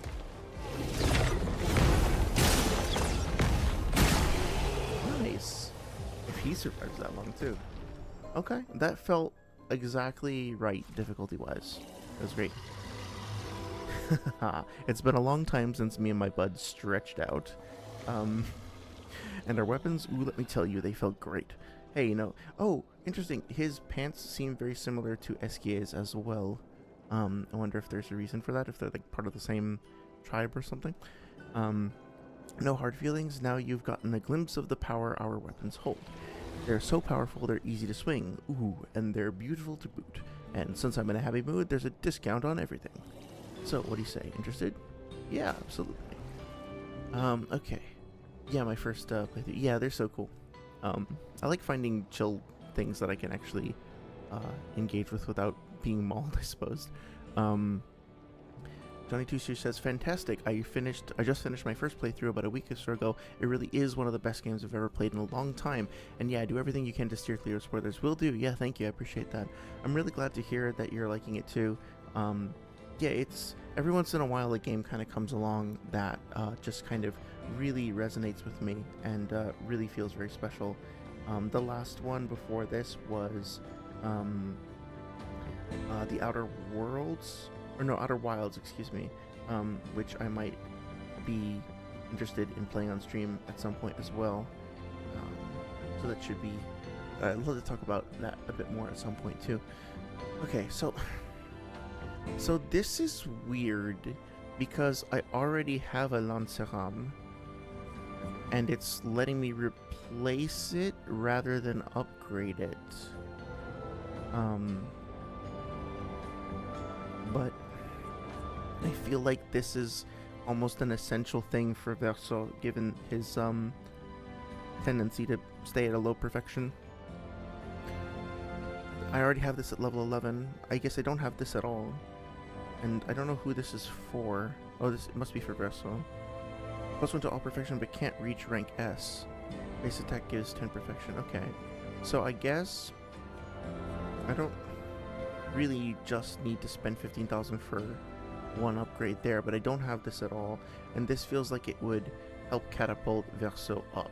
So 780, yeah, I think I gotta try this and see how that works, and then if it doesn't work out, I can come back and try the Siram. Well, but I don't have it in my inventory at all. Okay. Yeah. Please also check out what my buddy made. Oh god, I hope I have enough money for whatever he has.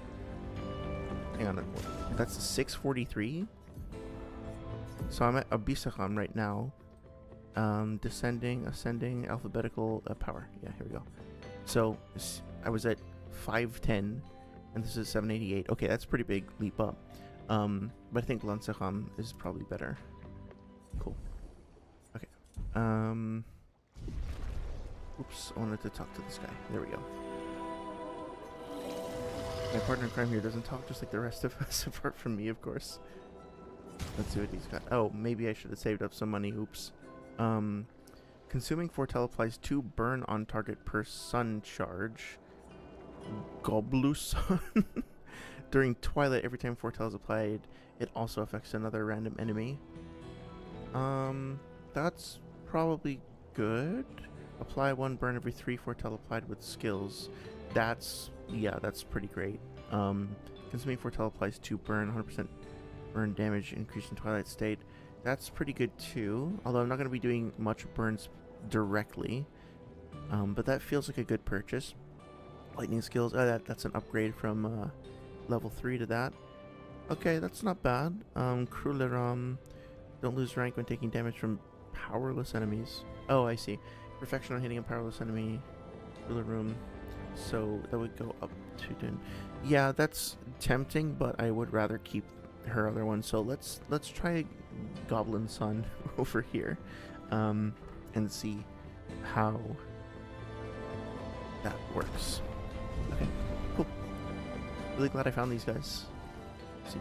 Oh, I need to heal. Holy shit. Yeah, let's see how this works out. Yeah, it's also just a pretty significant increase in general. I can't wait to find out more about what these creatures are. I'm assuming I'll have to kill one, unfortunately. Like, I'm assuming they'll attack me or something. But this is really cool. What a nice little reprieve over here. Do a quick round of upgrades, upgrade attributes. Let's see. His defense is doing okay. Maybe I'll do this. 1, 2, and 1. Yeah. And let's see. She's okay. Okay. Any new skills? It's interesting. I almost like sometimes don't want to have new skills available because I haven't finished learning the ones that I have yet. Deals low single target physical damage. Okay, so this is something that'd be interesting or useful in boosting my perfection. Low. Okay. Berserk. Deals medium single target physical damage. Damage increased for each health is okay. Yeah, I think I don't want to invest in those just yet. I'll wait till next time. But we can proceed. I'd say the pacing feels pretty good too. The pacing of like the spacing out of main content to side content.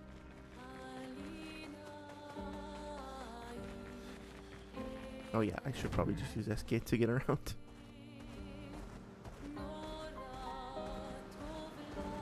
And I think I see where they're going with the flight mechanic. Like, it feels like they're letting us get access to about 70 to 80% of the map via this basic like movement set, and then eventually we'll be able to kind of like gain flight and come back and like sweep through everything that we weren't able to access previously. And it's gonna feel super satisfying, and we'll get a chance to like, I don't know, just clean house. Wait, hang on, I want to make sure that I get up there. Unless it's like I have to go all the way around. I think I'm probably missing some stuff. That's cool though. Appréciable. Okay, out of the way. What the hell? Oh, there we go. Yeah, it does kind of create a bit of a somber mood or something, knowing that if some of the... Oh yeah, I probably won't be able to get here until later. That's okay.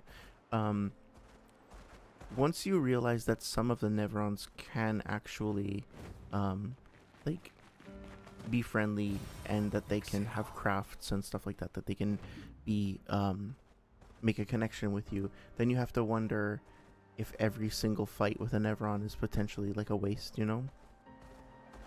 La gare de Monaco se trouve au nord, non loin d'ici. Oh, it is over there, okay.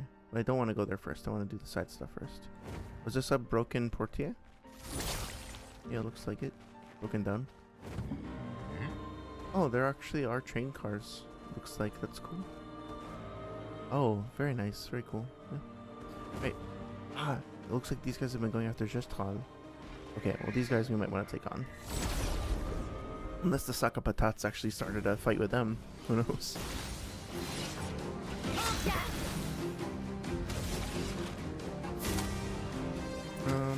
Spark dégagement. Yeah. I just want to...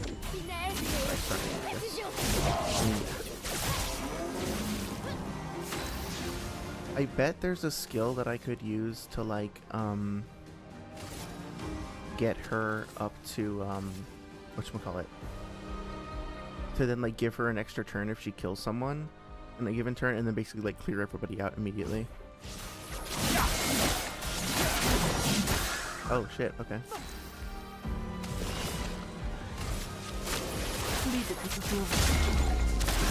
Nice. Essaie pour voir.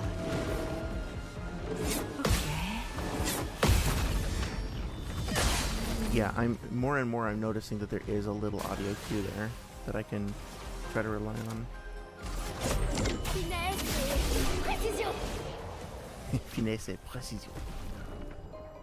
Nice. Okay. Curious if there's an item or something. No? Oh, this poor little guy over here with his arms crossed. Well, I say poor little guy, but who knows, maybe they started it. Well, still. I still mourn them. Oh yeah, you see the... I think I talked about it before, about like the spline or whatever that I think is being used to generate those birds. But the presence of these pots over here makes me think that the Gestral, like, were probably hanging out on their own and were menaced by the other characters. Although this rock formation in there kind of looks like the back of one of those other creatures that we fought, so maybe there is some weird conflict going on here between them. I love those little like implied stories, you know? Is that a water wheel that's there? Oh, that must be on the back of the boat. That's really cool. It's very cool that we get to see a part, like a little bit, like to understand the technology and the storytelling of the boat better by seeing it in like a vulnerable position, if that makes sense. Like if that was in the water, we might not have ever seen it. I'm gonna go see what's in here. Oh, is that a... Oh, it's the painting gallery thing. Yeah, okay. Oh, hi friend, what's going on? Sure. Plunging Bob. Oh, I thought it was like a guy's name. Hey everybody, I'm Plunging Bob.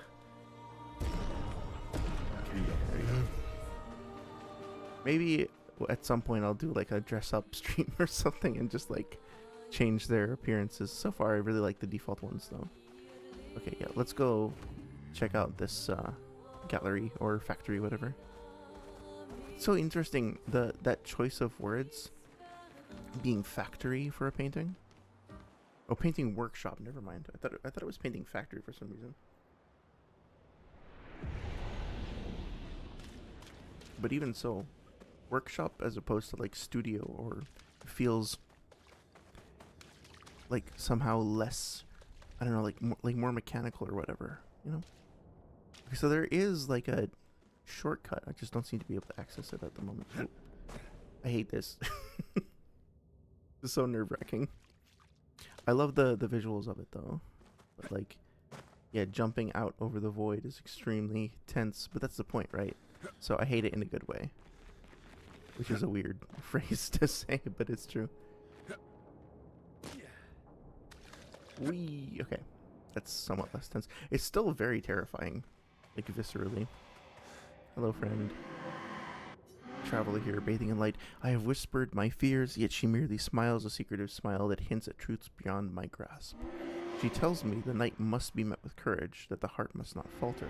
She crafts a beast radiant yet fearsome, woven from the very essence of luminescence.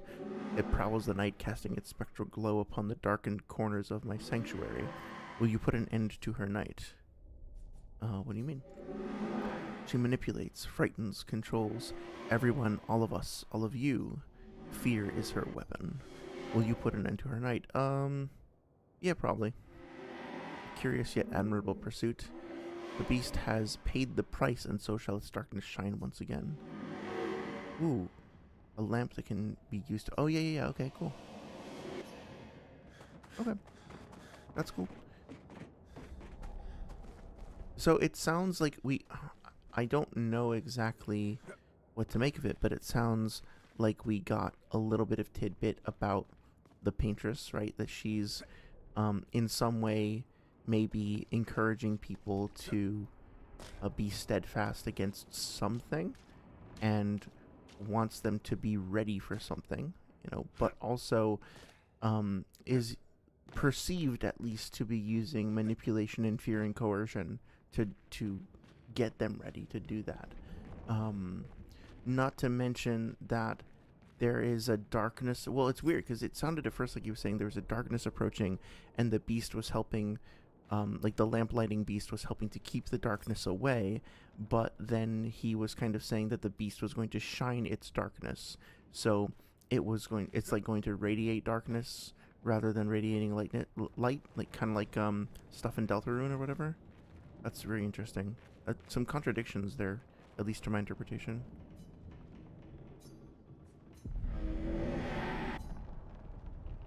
The depths where shadows sigh, lurks a beast beneath the sky. Okay. So it is like in a dark, dingy place. Its lair closed off. Well, this must be where we are now. Okay. So we need one more. Okay, that makes sense. Cool. And like the first time it was the staff, and then this time it was the missing hands, and so that makes sense. I wonder why we're not able to use these shortcut ropes or whatever. Or maybe they're not. Maybe they're just like conduits or tethers back to the paintings and not so much like... Yeah. Okay, so we need to do whatever this one is on the left, I think is the last one we gotta do. Cool. I bet Verso knows something about this that he's not telling us because of the fucking, like, yeah, 0-0 expedition here. We can't go in there yet because it's still blocked off. Okay, cool. That's fun. Sorry, it says, remember this, by the way. I'll try to. I don't have a great memory, but I think that one in particular stood out. So yeah, I think I will. Okay. Almost looked like a dragon head there. What is this? Oh. I hadn't commented on it before, but I absolutely love the way those like spikes or spires are like protruding outward there in the snow. One thing I is there a way to fast travel? I forget if there's a way to do that, because I'd kind of like to go back and check out the cave over here that I never finished, but I don't really want to try to navigate through everything just yet. I thought there maybe from the waypoints or whatever. Oh, it's snowing. That's cool. I love the snow. Maybe from the yeah. Maybe from the what are they called? The expedition flags. I'll have to try that next time. Hello. I thought there was some kind of fast travel thing that I saw before. I'm not sure. Okay, let's see if I can do this. Yeah. And then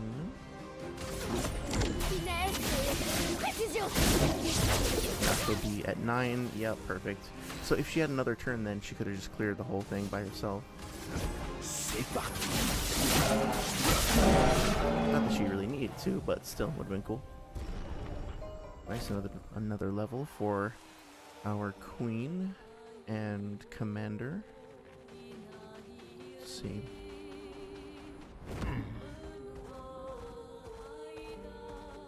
Oh, here we go. Nice little outpost here. So wait. Are there Gistral in those pots? Is that how they like resurrect themselves or whatever? Do they go in the pots to become reborn or something? Stop on me. I love their names too. They're so funny. Okay. Lost Voice. That's intriguing. I'm gonna have to play that one. Sounds creepy.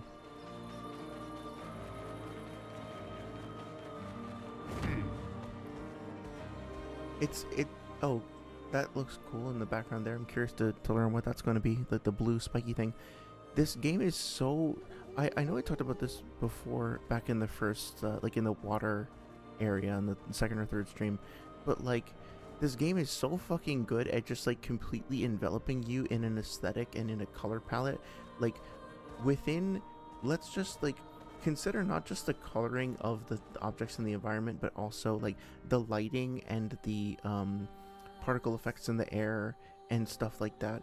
Look at how much changes from this, like an open field like this, and how warm and how bright and how like inviting everything feels. And now I'm counting like 10 seconds, 11, 12, 13. I saw a little guy there, 14, 15, right? Like, and now it's like completely different. And so many games like would need to load an entirely new area, or basically not even be able to pull this off at all. And this game just like casually does it, you know, consistently. Moment to moment to moment, you can just wind up in completely new places. Guys. I almost totally missed him though. Sympa. It's just so thoroughly impressive. Okay, so I wonder if I can get up there. Sometimes I feel like those large enemies in the distance I'm supposed to fight them, right? Like I'm supposed to get up there, but I don't have any way to do so right now. So I guess it's just gonna come down to me getting the flight ability for SKM. Yeah, I don't see any way up there right now.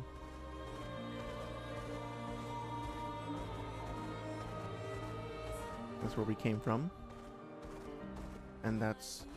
Wait, did we go in here? Or is this where we came out of? No, we came up with the catapult. So what's this all about?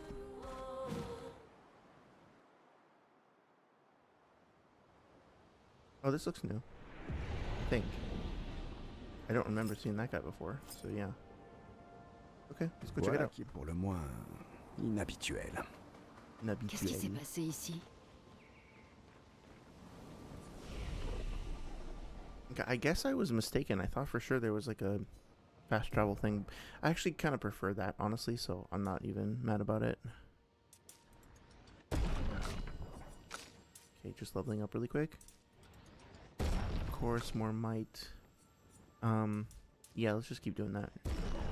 Probably put some more points into defense going on later on, but I think we're good. Or okay, let's see what we got. Deals medium single target physical damage. 2 hits, consumes up to oh, interesting. Consumes burn for increased damage.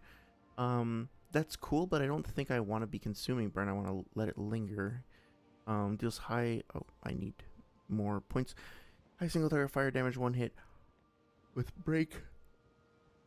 Damage increased for each hit received since previous turn. That's okay. Yeah, okay. This I'm gonna need this for sure. Oh, it's 9 AP though. Well, imagine starting off though in Virtuous with this, and just like that, whatever that other ability is, or the weapon passive that gives me extra burn per hit. Like, so this is probably putting me towards 20 burns per hit at 200% damage. Like, that's insane. Reduces self health to 1 but refills all AP. I don't really need that if I'm fucking like constantly drowning in AP to begin with. Deals medium weapon damage to all enemies, 1 hit, uses weapons element. Okay, I'm probably gonna pick this because that's the one thing that Mael doesn't have in super great abundance right now, is just her ability to like deal a lot of damage to a crowd. Extreme single target damage, 5 hits, weapon element. Okay, that's cool. Aguide, momentum strike. Okay, let's try this. Yeah. Curious to see what she's capable of doing. Honestly, at this point, I'm not really using dégagement, although it does give me a nice amount of like the fire weakness, but I'm not really using it that much. So let's try that and see how that goes. Okay. Anybody else? You can save. Yeah, save. Okay, cool. Let's go. Hello. You gonna be friendly? Maybe? I don't off to a good start. I just wanted to play with it. Oh. Even when I managed to play a note right, I messed up right after. Can you believe it? I am expected to use my instrument to kill, and I'm angry. I cannot play. I will never play again. I beg you, please, mistress, I seek your help. A Neveron who does not wish to kill. Teach me how to not kill. Teach me how to play. I'm afraid none of us are familiar with your instrument. No, mistress, this cannot continue. Well, perhaps we could help you practice. Truly? Help me learn how to not kill. Don't get hit. Oh, okay. Don't get hit when I play some wrong notes, but please do get hit when I play the right notes. Surely that should be easy for you. Okay, this is really adorable. Okay, do I know which ones are right? Montre-moi ce que tu sais faire. Okay. Montre-moi ce que tu sais faire. Vas-y, essaie pour voir. Vas-y, essaie pour voir. Vas-y, essaie pour voir. C'est tout sauf impressionnant.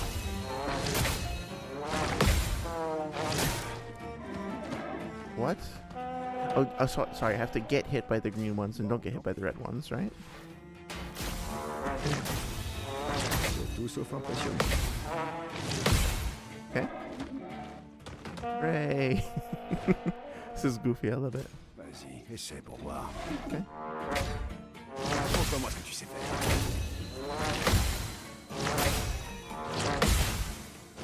C'est tout sauf impressionnant. Okay, cute. C'est tout sauf impressionnant. Montre-moi ce que tu sais faire. Vas-y, essaie de voir. C'est tout sauf impressionnant. Vas-y, essaie de voir. Hey, shut up, Verso, I'm trying to focus. Montre-moi ce que tu sais faire. That was cool. It worked. Cool, he's playing a tune. Oh, I missed you saying a Dolly stream before, sorry.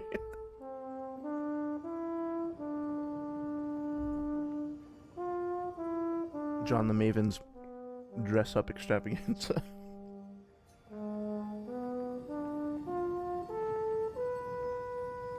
I mean, Halloween's coming up soon. He's pretty good at that thing.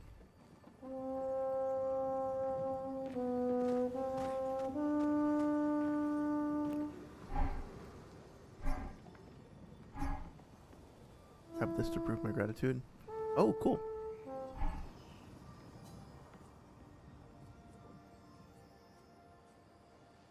Why were you so upset earlier?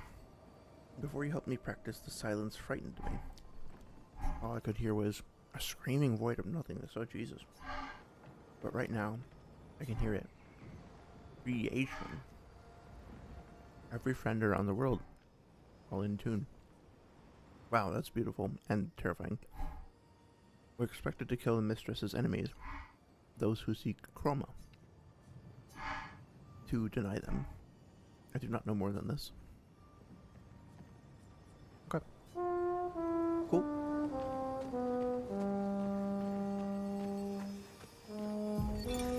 Vincent, expédition 48. Il refusait d'écouter et nous poussait sans cesse, jusqu'à ce que nous soyons tous épuisés. Il se comportait comme s'il était le seul à croire à la mission et qu'on devait tous avoir une confiance aveugle en lui. 5 morts, et il voulait y aller encore plus fort. Du coup, Thomas a fini par insinuer sans grande subtilité qu'il vaudrait peut-être mieux relever Jean de son commandement. Je n'aurais jamais cru pouvoir soutenir une mutinerie, mais j'ai des obligations envers les autres. Ça me désole de penser à ce qu'il va falloir faire, mais la mission est trop importante, et l'équipe aussi. Nous ne pouvons pas nous sacrifier pour rien. Je déteste devoir en arriver là, mais il a trahi notre confiance. En accord avec le code 23 des expéditions, Jean Fournier est à compter de ce jour démis de ses fonctions. C'est moi, Vincent Constantin, qui ai désormais le commandement de cette expédition. Et j'ai pris Thomas Flegoff comme lieutenant. Cool. Yeah, I love these moments.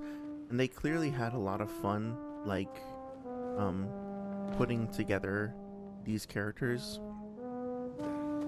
Telling this little story here. That looks like our chef back at home, or the chef. And like composing this trumpet melody and performing it. Yeah. What a lovely little mise en scène or whatnot. And we learned a little bit about the paintress too. Like, she clearly, at least from what we've seen, doesn't really seem to care that much about her. Well, doesn't seem to be empowering her creations with a whole lot of autonomy or knowledge.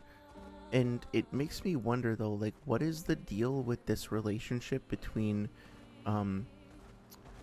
this is such a random reference, but in Team 4-Star, in their Dragon Ball Z Abridged parody, there's a thing where, like, you know, Android 16 has to like, his whole purpose in life is to kill Goku, and so Dr. Giro like hacks into his mind at one point, or like plugs his mind to a computer and listens to what's going on in his head, and it's just this loop of the song, I think by the B-52s, right? They're going like a bird, a bird's a word, like over and over again. And he's like, oh, how long has that been going on there? Let's turn that off. And then the moment he does, it's just replaced with this demonic loop of a voice going, kill Son Goku, over and over again. And so it's just like, that's his, you know, baseline, like the terror that he lives with always in his mind. And I'm wondering if, like, part of the reason why the Nevrons are so aggressive is because they have something like that. Like they've been either programmed with or just have like a radio antenna to some awful like darkness like that. That is more making them lash out crazily than it is, you know, compelling them to do evil. They're just in pain or something, which just makes the whole thing more tragic. Ok.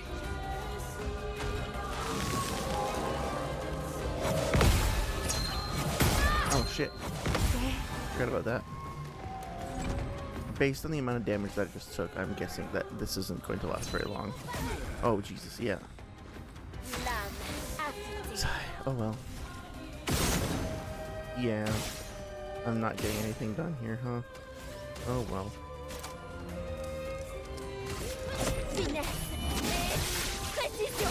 Well, I might be able to beat this. That's like not nothing.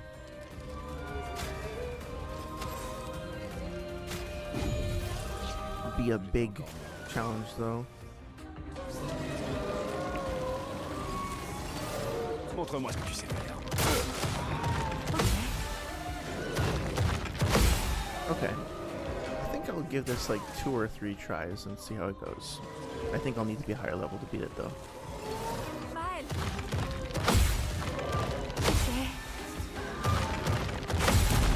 So far the parries aren't all that hard. That's actually not that bad. I mean, I know it doesn't look like a lot of damage, but it feels like it comparatively. Yeah, that's like borderline doable.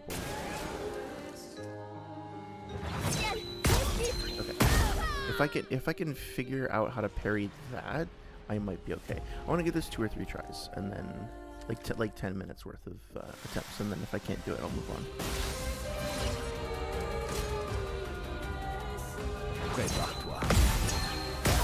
Okay. A little too slow on that one. I think I can figure it out though.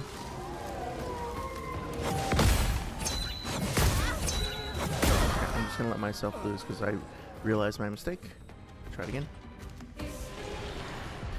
I hear that the like retry battle feature was something that was added in a patch, which is on the one hand kind of crazy to think about not having that, but on the other hand, like respect to the devs for like realizing that it was needed and putting it in.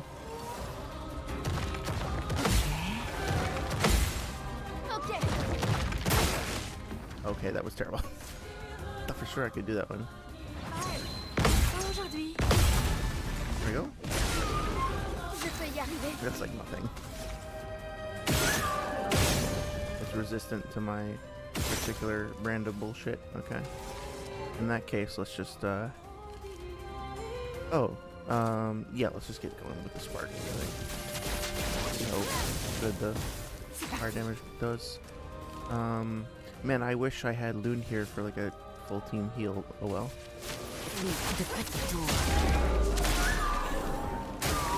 Attention. Okay, let's see. Yeah, I don't know if I need more health so I can make more mistakes so I can learn the fight better.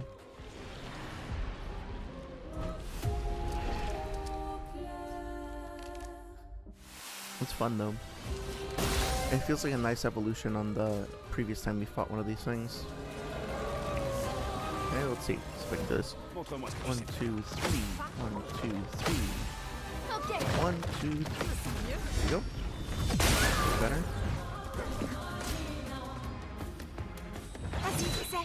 Attention. Okay, that's not too bad. To parry earlier than you would normally think, but that's okay.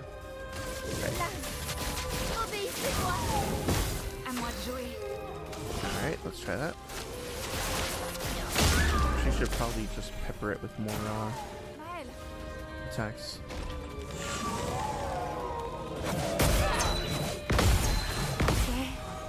Okay, not bad. Could have been a lot better, but that's okay. Yeah, let's try this. Okay. Something. Not a whole lot. Okay. Let's see, I'm in defensive, so I'll try this. That's resistant to fire, I forgot about that, okay. figure out what its weakness is. Probably lightning. I don't have anything of right now. Or just getting hit a lot over and over again. And this will take a long ass time, but it's sort of borderline doable. Sort of. And that brake meter is going up very, very slowly, huh? Okay, that worked. Yeah, it feels fair. It's just gonna take a very long time to get this guy down. Let's do this. Oh, that does actually increase my meter a bit. That's good to know. Alright, so offensive. Let's see. In virtual stance, offensive. Yeah, just doing that. More fire.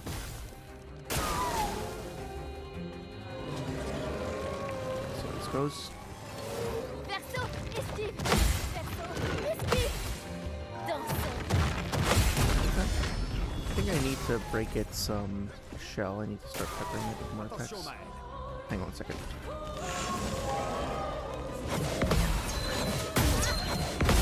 Come on, I thought I had that for sure. Oh well. Alright, Twilight, let's get as much foretell as I can. 6? What the hell? Did I change my weapon? Oh, that's right, yeah. Survie, s'il te plaît. Okay.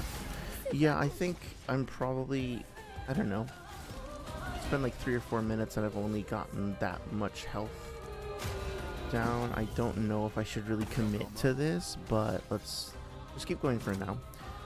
Medium light damage spells, very high light damage, 1 hit, sure. Oh, he's resistant to light as well, of course. What the fuck is he weak to? Probably lightning, like I said before, I'd have to check. Attention. Essaie pour voir. Ok. Je me sens mieux. And those team counters are so satisfying though. Attention.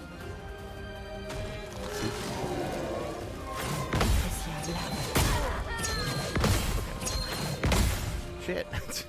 Vessel's still standing. Montre-moi ce que tu sais faire. I do really love that sound, that like shring sound. Yeah, I guess maybe I should come here with Loon. Be a better idea. I don't seem to be doing much good at getting rid of that core either. But I'm gonna keep trying. Maybe I'll get something done. It's a lot of fun.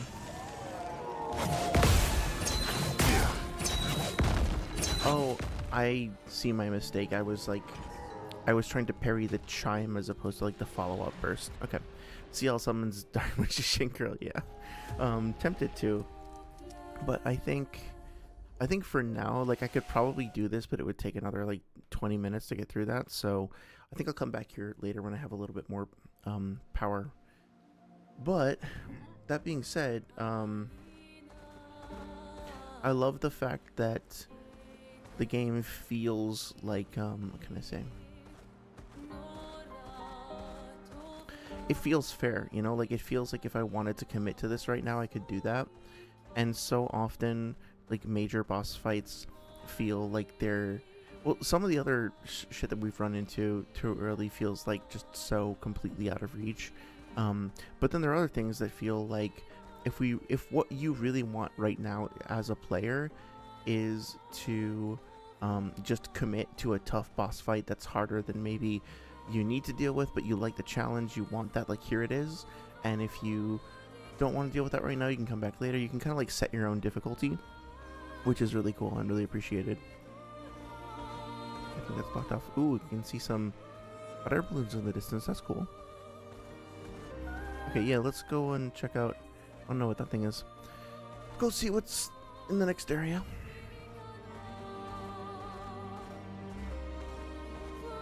This train is beautifully crafted too. Look at that.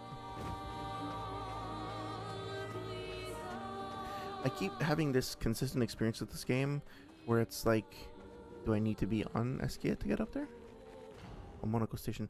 Where I keep having this experience consistently with this game where I'm like, Suivez les rails. if we had like one big boss fight right now and like an hour's worth of cutscenes. Gustave aurait adoré le voir.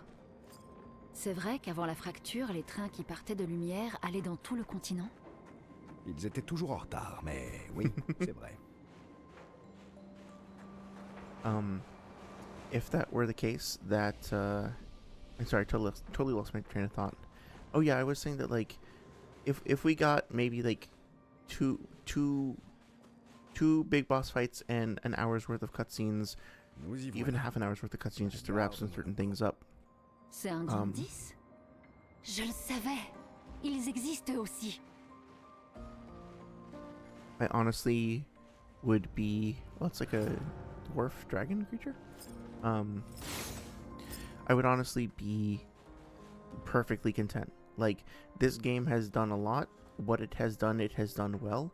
I think there's obviously some narrative threads that haven't been explored or wrapped up or whatever.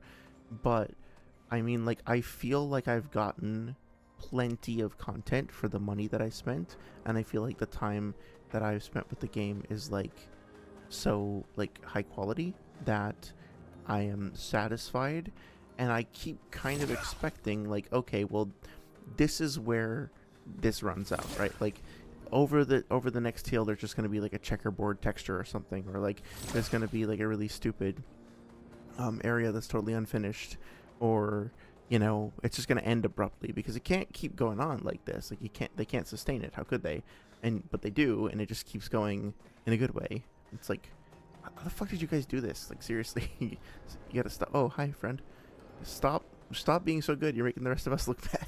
You know. Contrary to what some believe, guard duty is quite rewarding. Find it meditative and instructional. Okay. Very interesting character design. I think we saw some of these before on the battlefield or something. Very ponderous. Reminds me a lot of the overall vibe of characters from Shadow of the Colossus. I'm wondering why he doesn't really seem to care much about his presumably dead comrade over here. A little weird. Seems like he's a bit disconnected. Wow, this is incredible. Look at that.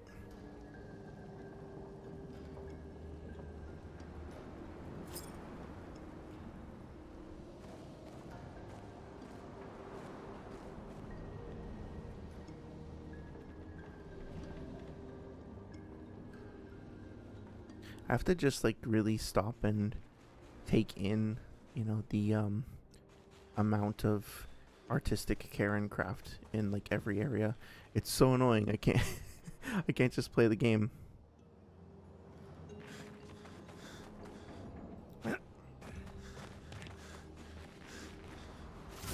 It's too beautiful.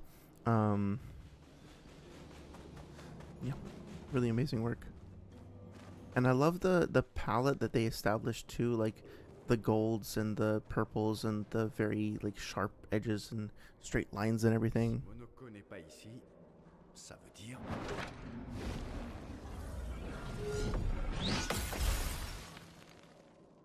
Toujours aussi lent, mon... Tes réflexes sont plus aiguisés que jamais. J'approuve.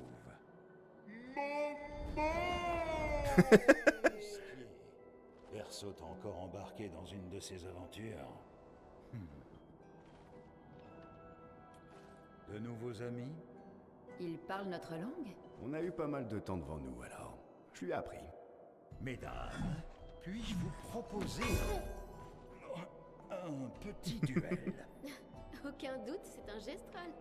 Inutile de vouloir lui parler avant de l'avoir calmé avec un petit combat relaxant. Mais attention, son style de combat est assez... particulier. Whoa. What is that soundtrack? What the fuck?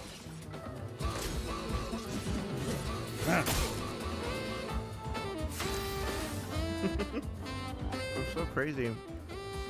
I never would have expected that out of this fight. Fucking saxophone solo.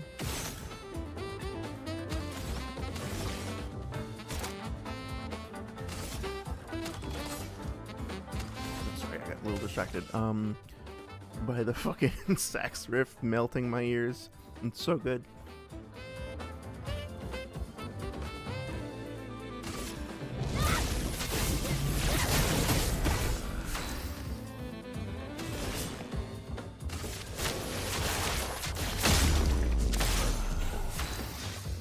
And 21 burn already, that's kind of insane.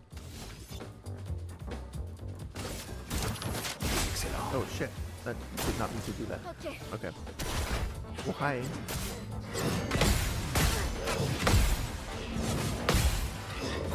Rude. Very, very rude. That's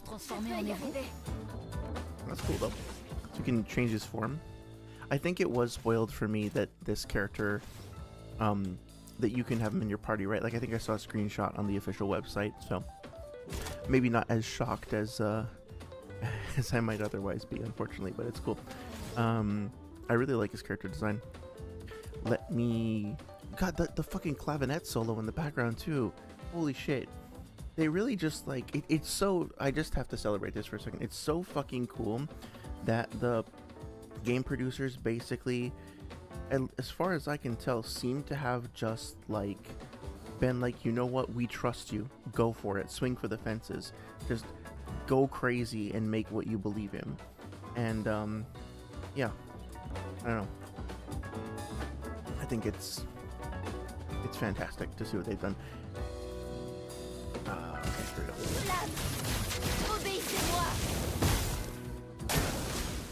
Damn. Got $9.99 on a burn. Sick. Okay. I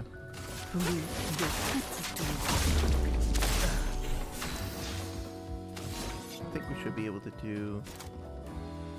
Yeah, that. Maybe I can swap that out with something else. That doesn't seem to be, like, necessary per se.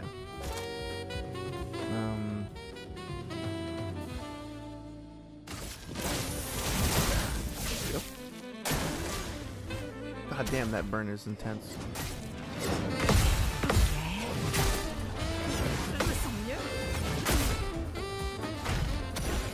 Cool. Let's see. Applies to... Yeah, I need to switch back to my other... I don't remember why. Oh, I switched to this because it does more fire damage, but honestly, I like fire stacks, which is good, but like I also now don't have as much foretell. I gotta pay attention to that. I might want to switch back to the foretell thing. Oh, not the like maudlin sax riff.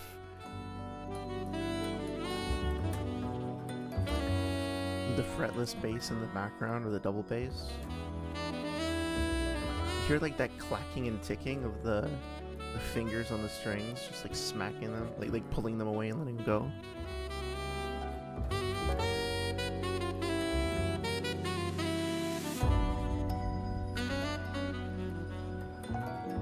So beautiful.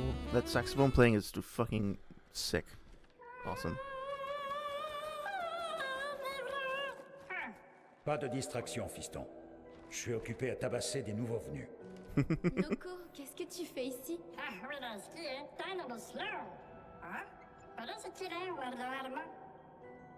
Noko, tu as dit Névron?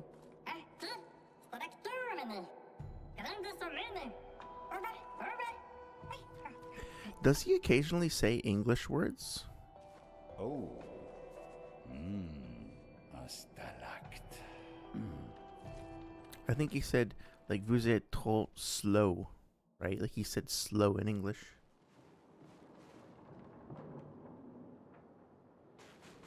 Can I go check over here before... Yeah, I thought there was something over there.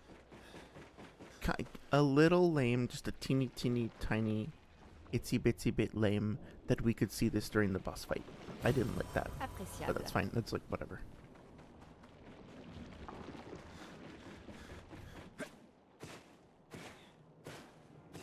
Sorry, I'm ruining the atmosphere.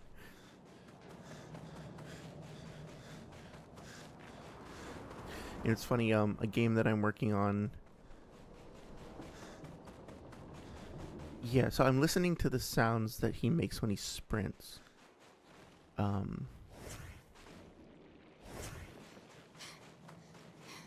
Yeah. So this is something that has come up in a couple games I have worked on previously, whether or not to add like a breath or a sprinting system. Something like that is really fun to work on and really fun to create. And I think sometimes as developers, we want to justify putting things in the game so that we have an excuse to make something that we want to make that's cool. And I'm not saying that that's what these people did. I'm saying that this is what I have done in the past, where it's like, I think I would have fun working on this particular system. So I'm going to design it and find a reason for it to exist in the game so that I can make it, essentially something like that. And sometimes that's fine, but other times, like, I've had to then question whether the system actually like suits the game well. And when it comes to sprinting and breathing systems, it's oh, there's a dude over there. It's really hard to tell sometimes. Did she just go sliding down? It's hard to tell sometimes because, like, on the one hand, you want to create a believable, like, breathing character, so to speak, like, literally and figuratively, right? Like, you want the character to feel like they are alive and that they're doing, they're acting like a real living person would, and so you want to, like, making them breathe, having them, oh, they're asleep. Okay, I see.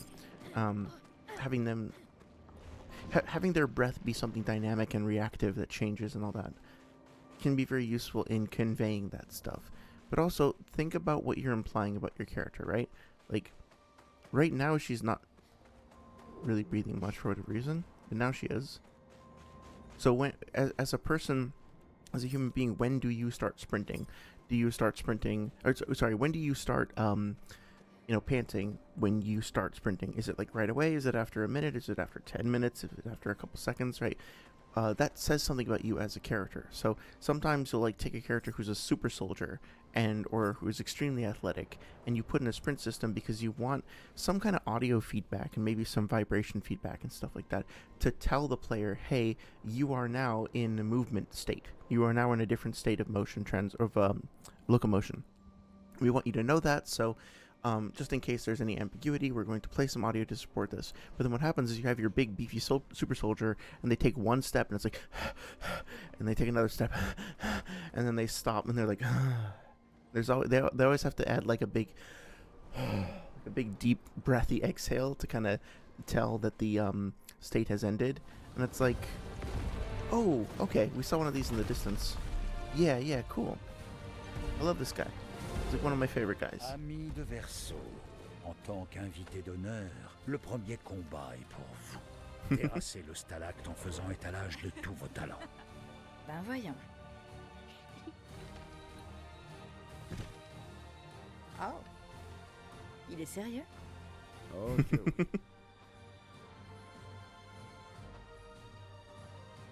Sorry, so this is your goat, Saria? Sorry, I missed that message before.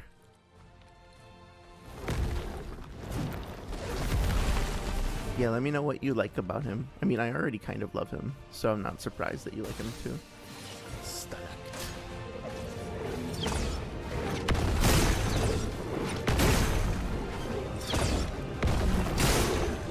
Okay.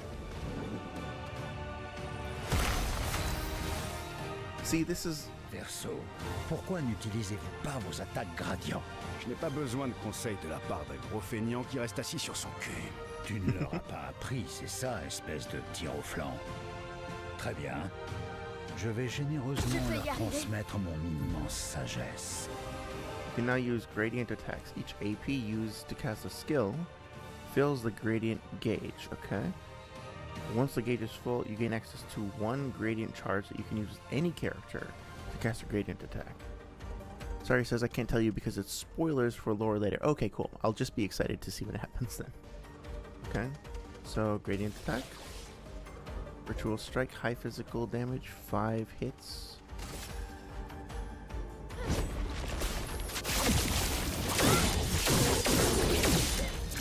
Ooh, that's nice.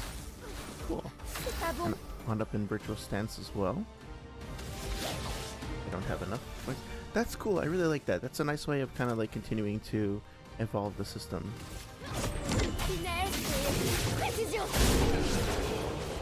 Never stood a chance.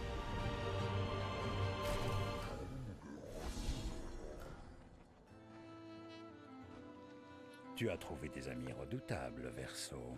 Jaloux? Redoutable.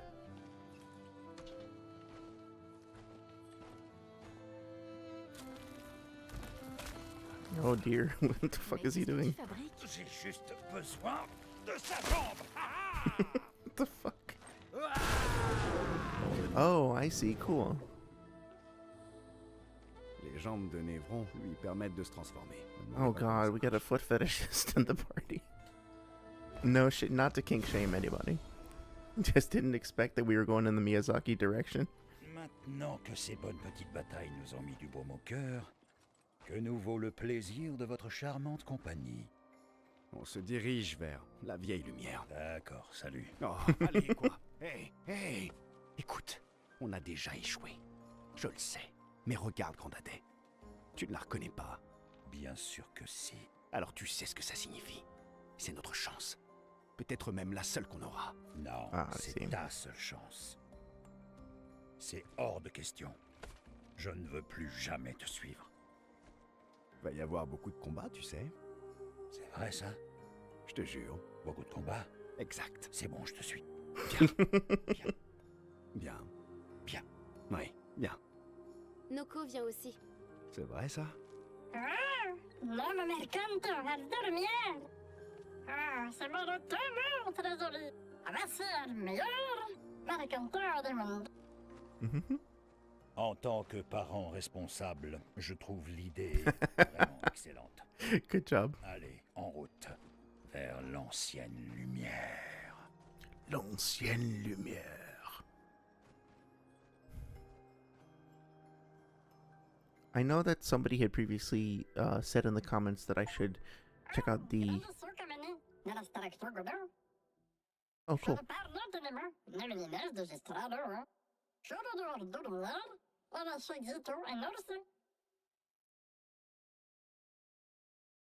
Okay. Thanks, buddy. Cool. Yeah, let's play Monaco's tutorial when I know what he's up to. Ooh, what a cool enemy. Look at that. Let's see. Bestial Wheel. Oh, this kind of reminds me of like the Nurgle mechanic in Total War Warhammer. That's awesome. See, Monaco's skills move the Bestial Wheel pointer forward. Each mask on the wheel upgrades specific skills. The Almighty Mask upgrades all skills. Upgraded skills are stronger or gain additional effects. Okay. Skills. Monaco's starting skills are Chalier Combo and Stalect Punches. The Bestial Wheel is on Heavy Mask. Okay. Therefore, Stalect Punches is upgraded and deals additional damage. Use Stalect Punches to move the Bestial... Oh, interesting. Oh, okay, cool. So, it costs 4 AP and it will move it forward. And because it's on that, casting skills moves the wheel's pointer. Okay, so corresponding skills are heavier. Okay, interesting. That's a really cool mechanic. Oh, it actually turned into the... Awesome. Okay, that's really cool. C'était stupide. Okay. Monaco... Oh, jeez. Monaco harvests Neveron legs if he is in the... Okay, he's staying in the party forever. If he is in the party when the Neverons are killed, enemies with lootable legs have this icon next to their health bar. Defeating them will allow Monaco to learn this Neveron skill. The Bestial Wheel is now on a caster mask. Monaco doesn't have any caster skills yet, but defeating the Pelerin might unlock one. Okay. There's a lot... The health bar is kind of in the way there. That's unfortunate. Let's see. Oh yeah, he does have the little logo there. Okay, let me see skills. Oh, I think I was supposed to use something else. That's okay.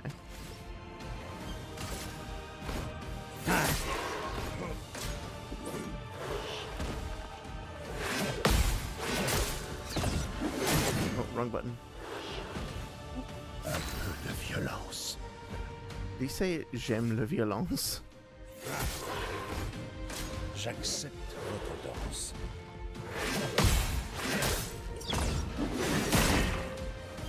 He tried to smack him with his bell going by. Okay, so let's see. Stalect punches, deals medium ice damage, deals high break damage. That's cool.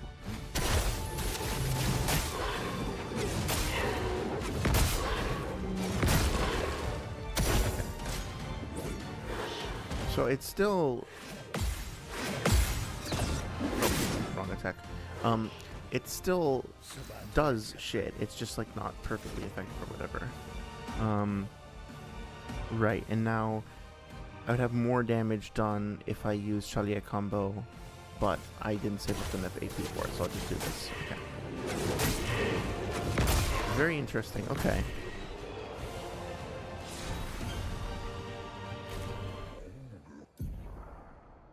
This foot allows Monaco to use new skill. He just beat Peregrine and looted his leg, which allows Monaco to learn the skill Peregrine Heal. Open the skill menu to equip his new skill. Okay, so I don't gain skills by like leveling up. I just gain them from defeating enemies. That's really cool. Monocaro. Start battle and balance mask. Okay. Yeah, so it's actually here. Cool. Applies regen to all allies. Are you kidding me? Yes, okay, so you're going in the party for sure. Let's see what we can. You're very feeble at the moment, though. Let's see what we can do here. Confident. Take 50% less damage. You can't be healed. No. Parry. Accelerating heal. Healing an ally also applies rush for 1 turn. That's going to be very useful. Combo attack. Base attack. I don't know about that. Death's Door. Deal 50% damage. No. Empowering tint. Healing tints powerful. On death. Plus 4 AP. Meh. Energizing pain. No longer gain AP on parry. No, I want to gain AP for sure. Exhausting power. 50%. Longer shell. Meh. Inverted on self for 3 turns on battle start. 50%. That might actually be useful on Mael. Honestly. Like increase, like add that to her. Can I favorite this? Yeah. Okay. Awesome. I'm so glad I could do that. That's such a useful thing. AP on parry, but no. Powerful revive. Yeah, okay, let's try that. Well, that's speed. I want more health and defense. Okay. Let's just do that. That's fine. I just want some health and defense for him. Increased break damage with 3 aim shots. Break damage with counterattack. Defensive mode. I'm receiving damage consume 1 AP. No, thank you. On healing an ally, get 2 AP. Yeah, okay, perfect. Okay, let's just try that. And then I think for now, I might cycle out CL just to see how that feels. But I'm probably going to wind up tweaking that later. Look at this roster of quirky weirdos. I love them all. I literally like all of the characters.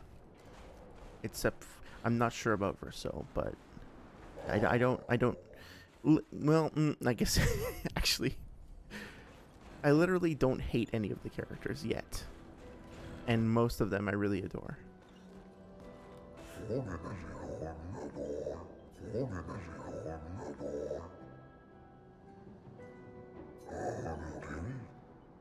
Cool.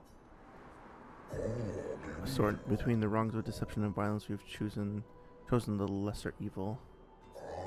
We are well versed in the methods of misdirection through the skillful application of sound. So we've surely seen with the bell we gifted to our furry gestural friend oh so long ago. Perhaps some of our designs might be of use in your journey. Cool. Okay, this is a little overwhelming, but I'm very curious. Chroma, polished chroma. A lot of those. See, I have a lot of stuff that's just kind of sitting around in my inventory, not really doing anything. Okay, got a bunch of quests, but I don't know how to activate them. Guess we'll find out later. Developing something that will greatly increase our chances of survival and undoubtedly aid you in your battle as well. We require one final ingredient, the eternal ice, a type of ice that never melts. You can find some not far from here within the depths of the glacial mountains. Retrieve the eternal ice, and for a fair price, I will use it to augment your defenses. Sure. I must warn you, the path of the frozen hearts will not be easy. Many threats await you there. Good. I wish you good luck. Awesome. I wonder if I should, like, go back out to the world first. Oh, wait. Sorry. And get some more feet before I go to my next area. Beautiful weather today, albeit a tad warm for my liking.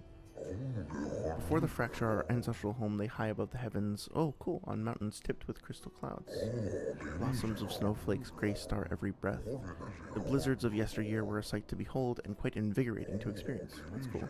So there were actually, like, mythical magical creatures apparently existed in the world before the fracture and all that happened. As you likely observed upon your arrival, some notable activity transpires occasionally at the station. However, with our esteemed Gestral having abandoned ship, we are compelled to undertake the task ourselves. Do not be concerned for us, for we have faced every hardship imaginable. Wow. So they've been, like, cast out from their home, it seems like. Oh, hi, friend. It is true, the fracture brought its share of ills, but there is beauty in its aftermath. Take these stations, scattered across the mountains. Though not their original purpose, they have sheltered us well and become our cherished home. Our ancestors rode iron horses from station to station, and though these marvels breathe fire no more, still they are a lovely reminder of human ingenuity, and they beautify our surrounds. It is astonishing, is it not? The many wonders your ancestors have wrought. I think you would enjoy a visit to Lumiere. Oh, yes. I would very much love to go to Lumiere one day. I like that. You know, part of me kind of initially saw the continent as like this Silent Hill-esque hell that was being created by the paintress, and essentially whoever got drawn into it would be in like an endless nightmare. And I was expecting that after the first beach encounter, and I've mentioned this before, I kind of wish sometimes that it were like that, just this endless onslaught of horror, because I like that shit.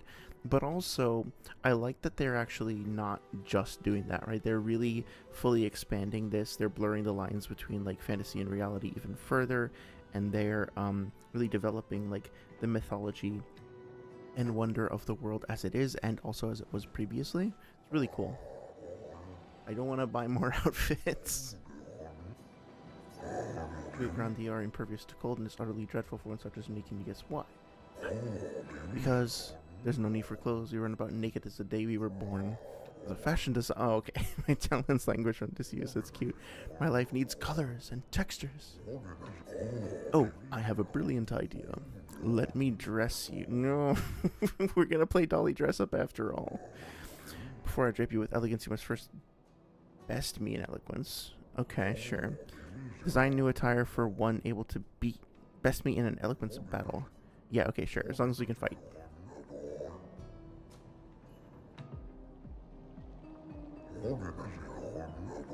Probably not. Interesting. Okay. Life blooms like a rose with petals soft and frail. And often we fail to set sail. I mean, this is so weird. Let us continue. Life's a canvas painted with the colors of our strife, but often it feels like a butter knife. Death, the artist's final stroke, completing every life. Life sings a song of joy and pain. It's both sweet and bitter, in a language we cannot decipher yet. Ooh, I really like this because it sort of melodically, like poetically fits, right? It's like the words are stuttering, and also what it's saying implies a stutter. Oh, come on, that was awesome. Yeah, that's the whole point. You said stutter and it interrupted the flow. Fuck you. You don't know what you're talking about. This guy's a fucking rube, I swear to God. Shut off. Okay, no. Okay, fine, I'll give you what? I'll give the client what he wants. But my poem was fucking exquisite, and I will accept no counter argument. Okay, what? Yeah, there we go. Homer. Death, the artist's final stroke, completing of life. Yeah, okay.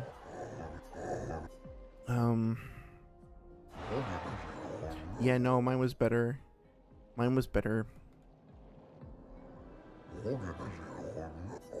Yeah, you should have. You're right. Hold on for a moment. It's going to take some time to create my piece. Okay.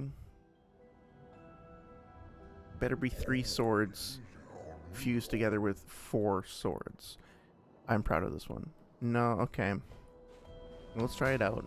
We went through all the trouble to make it for us. Let's see. Pure, this one. Looks pretty cool, actually. Yeah. Let's see. French bub. Raid. Artist. I'm gonna stick with the... Oh dear.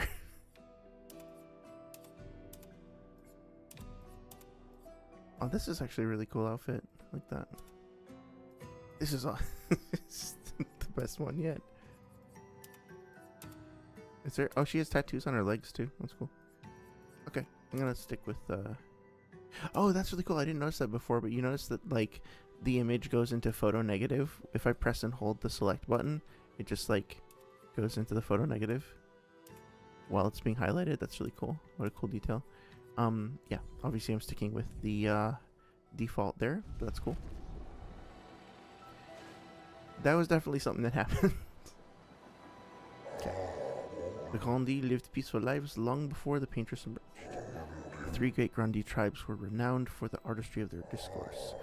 We too once had grand arenas like the Gestral, but within our arenas eloquence landed the killing blows.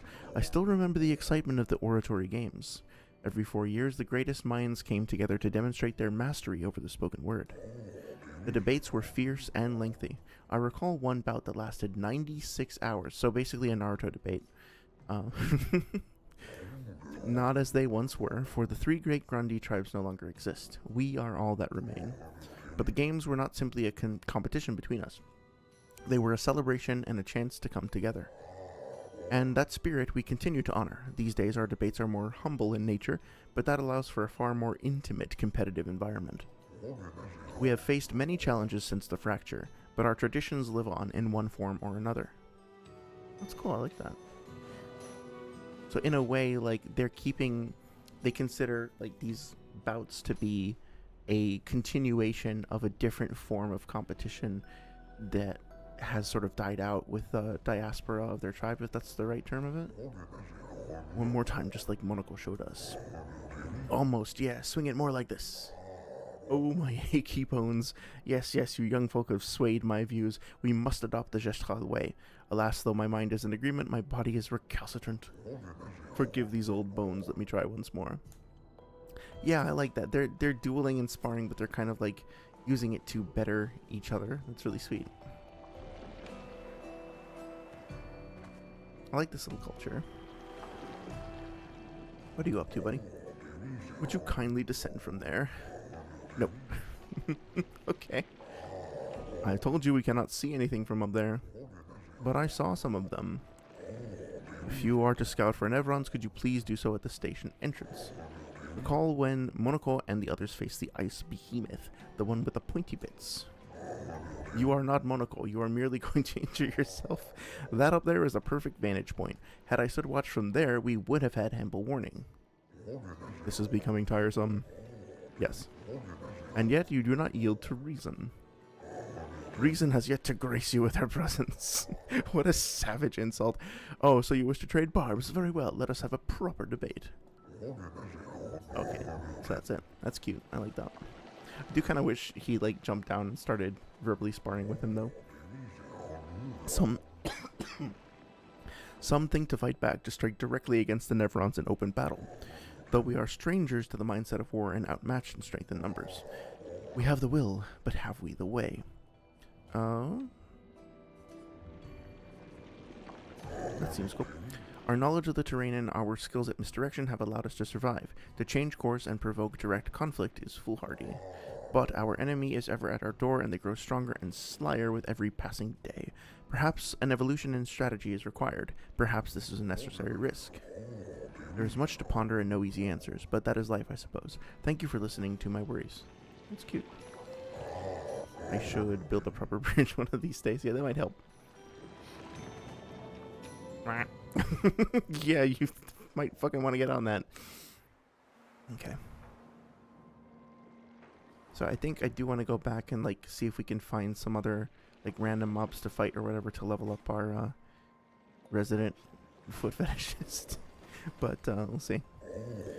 Many challenges lie ahead for both your kind and ours. Please take this. Oh, thank you. Our resources are modest, but we hope the skip may be of use to you. Cool. Oh, nice. Expédition 65, Aurélien. Les Grandes 10 nous ont accueillis avec une gentillesse qui fait chaud au cœur. Qu'il est rassérénant de savoir que d'autres êtres ont survécu et que les habitants de Lumière ne sont pas seuls. C'est un véritable miracle. Les Grandes 10 se sont repliés vers les hauteurs quand les Névrons ont envahi leur terre. C'est une bien maigre consolation, mais au moins, la partie la plus importante de leur civilisation survivra. Leurs enfants. Heureusement pour eux, ils ne semblent pas affectés par le gommage comme nous le sommes. Ça fait mal de savoir que notre expédition a échoué. Mais au moins, nous aurons la chance de passer nos derniers jours au milieu d'amis. It's nice to have one that has like more of a positive ending. That's not like resigned to oblivion per se. Although I do wonder, like, what is it that seemed to have kind of like decided that the expedition was a failure. I wonder why.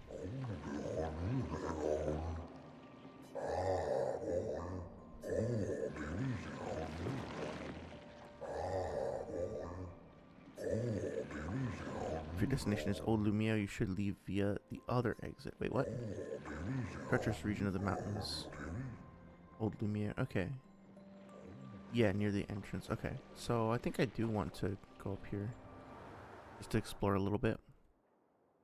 Oh, I must build a proper bridge one of these days, says Saria. How I imagine the government was talking when they had the roads designed with loops specifically for the anthropomorphic animals, but not the car. Yeah, exactly. A little bit of a slight oversight in planning, huh? I have a feeling that I should leave here and then go get like some fire abilities for my little dude and then come back, but we'll see. Hey, friend. Oh, no. Greetings, expeditioners. Are you in search of your former hold on Lumiere? Yeah. On the wrong path. Retrace your steps and take the alternate. Okay. They really want to make sure that I know where I'm going. I appreciate that, but I still want to explore a little bit first.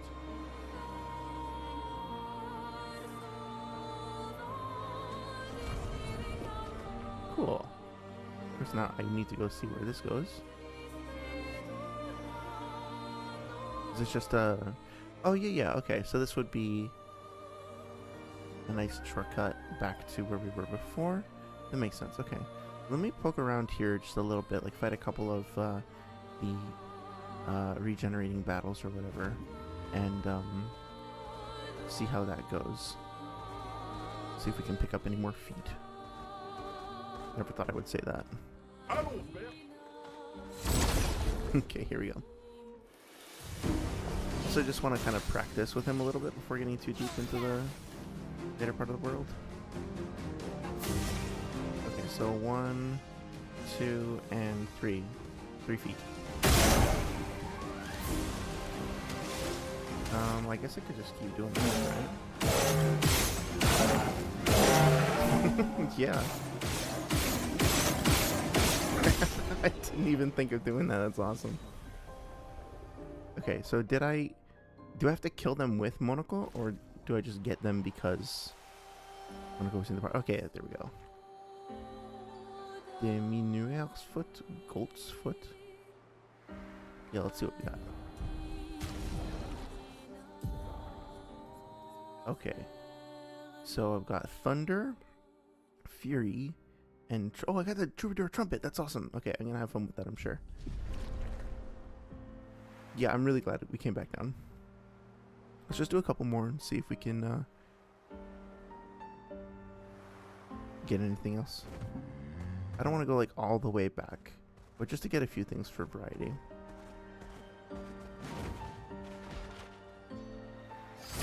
Nice. Okay, here we go.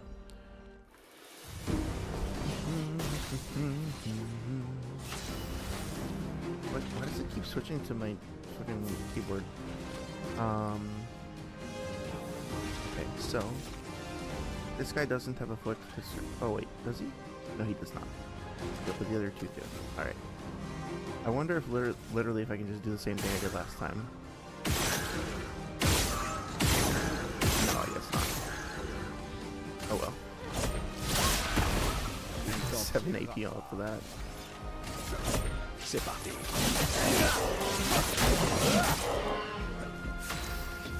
Okay, so the wheels start off on balanced, and what do I have for skills? Chariot combo needs 7, heal needs 5, Thunder does more on the caster mask. Galt does more on the balance mask. Oh, I see. They even add like a little sparkle to whichever ability is like better synergized with your current situation. So let's see. Increased damage on Galt Fury. Low physical damage, 4 hits, and applies a mark. So let's try it.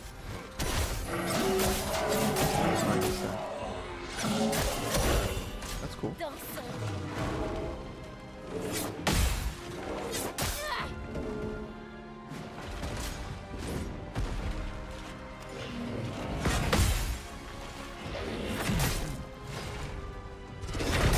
Okay, that was a little cheap, but that's okay.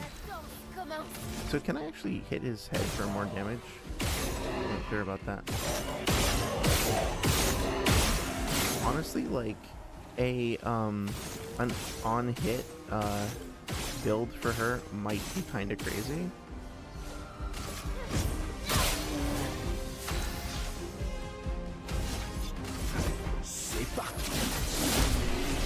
Cool.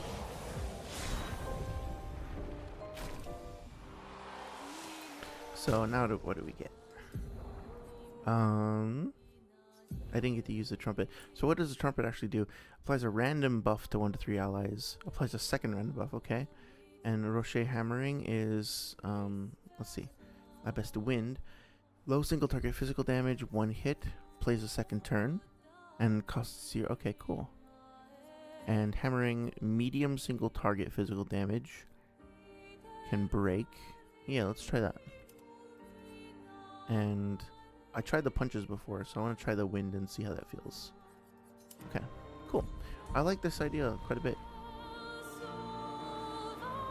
It feels a little bit like a slight skewing, for lack of a better word, of Lune's abilities, where you're kind of like considering, oh, that's right, so the abilities that you use also determine how far around the wheel things go, right? That's cool. Also, it looks like they kind of went out of their way to put a large variety of different enemy types in this area, so specifically that you will get a chance to gain more feet. Why is this not working? Hello? Thank you. So that was smart on the developer's part.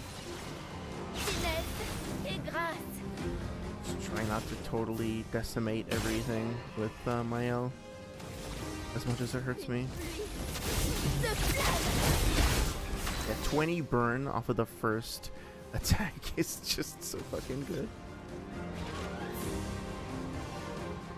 If you can say so without spoiling anything, Saria, what was your composition for most of the game? I know you did a run that was just Mael, but did you have any other...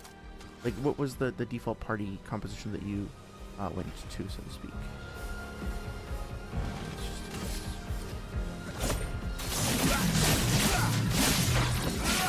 Nice, okay. Okay, so I'm on balance now. I wanted to see how Abest Wind does. So not really much, but it does, like, let me play something else. So it's like a free-ish turn that lets me rotate the wheel, and now it's on heavy, and I can go to Rocher Hammering. Cool. It's so weird to see, like, my character doing the same shit that the enemy was doing.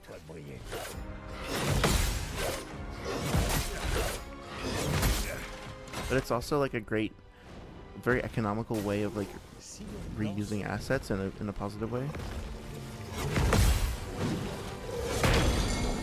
Oh, that's unfortunate.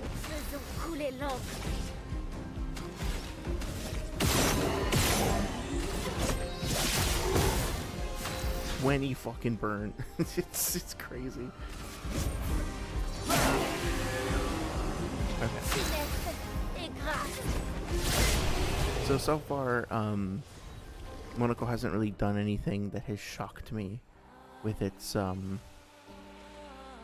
with his, like, being insanely broken or anything. So it might take me a while to kind of get used to what he brings to the table. Eskia is so cute, I agree. He's delightful. He has a bit of a quality of bestialness to him as well, like the way he's kind of pounding the ground and grunting and stuff like that, right? There is something like a little bit intimidating about him at the same time, but that doesn't negate his cuteness either.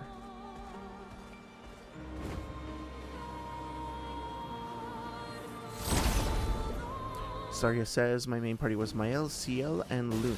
But for the super bosses, I saw self-defense. Ah, interesting. Okay. Cool. Yeah, I'll have to experiment more with the different characters. I mean, Mael is, like, not going anywhere. Just to be very fucking clear. I haven't tried this yet, actually. Let's try that. Well... if I add that to the, like, 50%, damage buff from the like inverted for 3 turns thing, that I can just clear entire parties with her. I mean, like, that was disgusting in a good way. Okay, hang on a second. Mael, we have energizing parry, den energy, and energizing revive. These aren't even really optimized for her, are they? 1 AP on successful parry, 3 AP on killing an enemy, 3 AP to allies. Okay, let's take this out, and let's put where was that? At Death's Door, energizing. What the hell was it even called? Inverted affinity. So more crit, or the same amount of health, more crit. Apply inverted on self, 50% increased damage. Let's see how that goes. Johnny Two Shoes says, I'm currently still trying to get all of Monaco's abilities. I didn't use him in the party too much at first, but now, after everything, I'm just trying to get everyone, trying to level everyone up to max 99. Oh, cool. Yeah, so far it feels like the process of finding, like, an optimal, build that would let you, like, really shred enemies apart could be super fun. So yeah, I imagine getting everything, like, maxed up to that high level would be very satisfying. It reminds me, it's a bit of a tangent, but did you ever see or read or whatever that story of there was somebody who was grinding to level 99 in the first area of Final Fantasy VII, I think, and had, like, it took him months to do, but he had, like, a whole blog or whatever, or maybe it was on a forum or something, and, like, every week or so he would post an update, and then he went away for a while, and people were like, no, wait, come back, want to like see this done. And then I think eventually finally somebody else picked it up and managed to do it in a reactor, right? Like the playthrough where I get to level 99 in reactor, something like that. Hey Elvis, how's it going? Thank you so much for stopping by. Hope you're enjoying the stream. Hope you're having a good night. Elvis says, yeah, inverted infinity is kind of OP at this point of the game. Cool. Yeah, I was a little nervous to check it out at first for whatever reason, but I think I just didn't understand what it could bring to the table, and now I'm very eager to see. I mean, like, Mael is just like knocking things into the stratosphere, so we'll see how well it goes. And I keep saying I'm gonna trying to spend time, like, off stream, trying to, like, optimize build and stuff, and then I just keep running out of time. But whoa, are you okay, buddy? Oh, it's one of those, like, okay, got the arms in his bag. I didn't recognize what that was at first.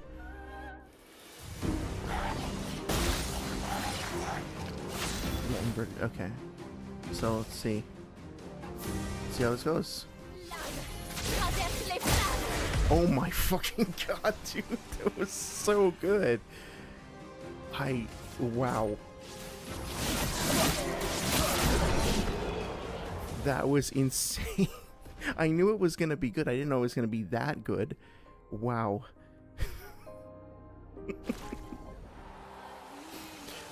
Internally, I was just like, okay, I guess it'll be a nice little boost and it'll help me out in this area. Just slam 999s across the board. Is that the max? Well, I guess don't actually answer this because it might be a spoiler, I guess. But, like, I'd be curious to know if that is actually the maximum amount of damage you can do with a single hit. I'm guessing it probably is because there was that quest before that was related to it.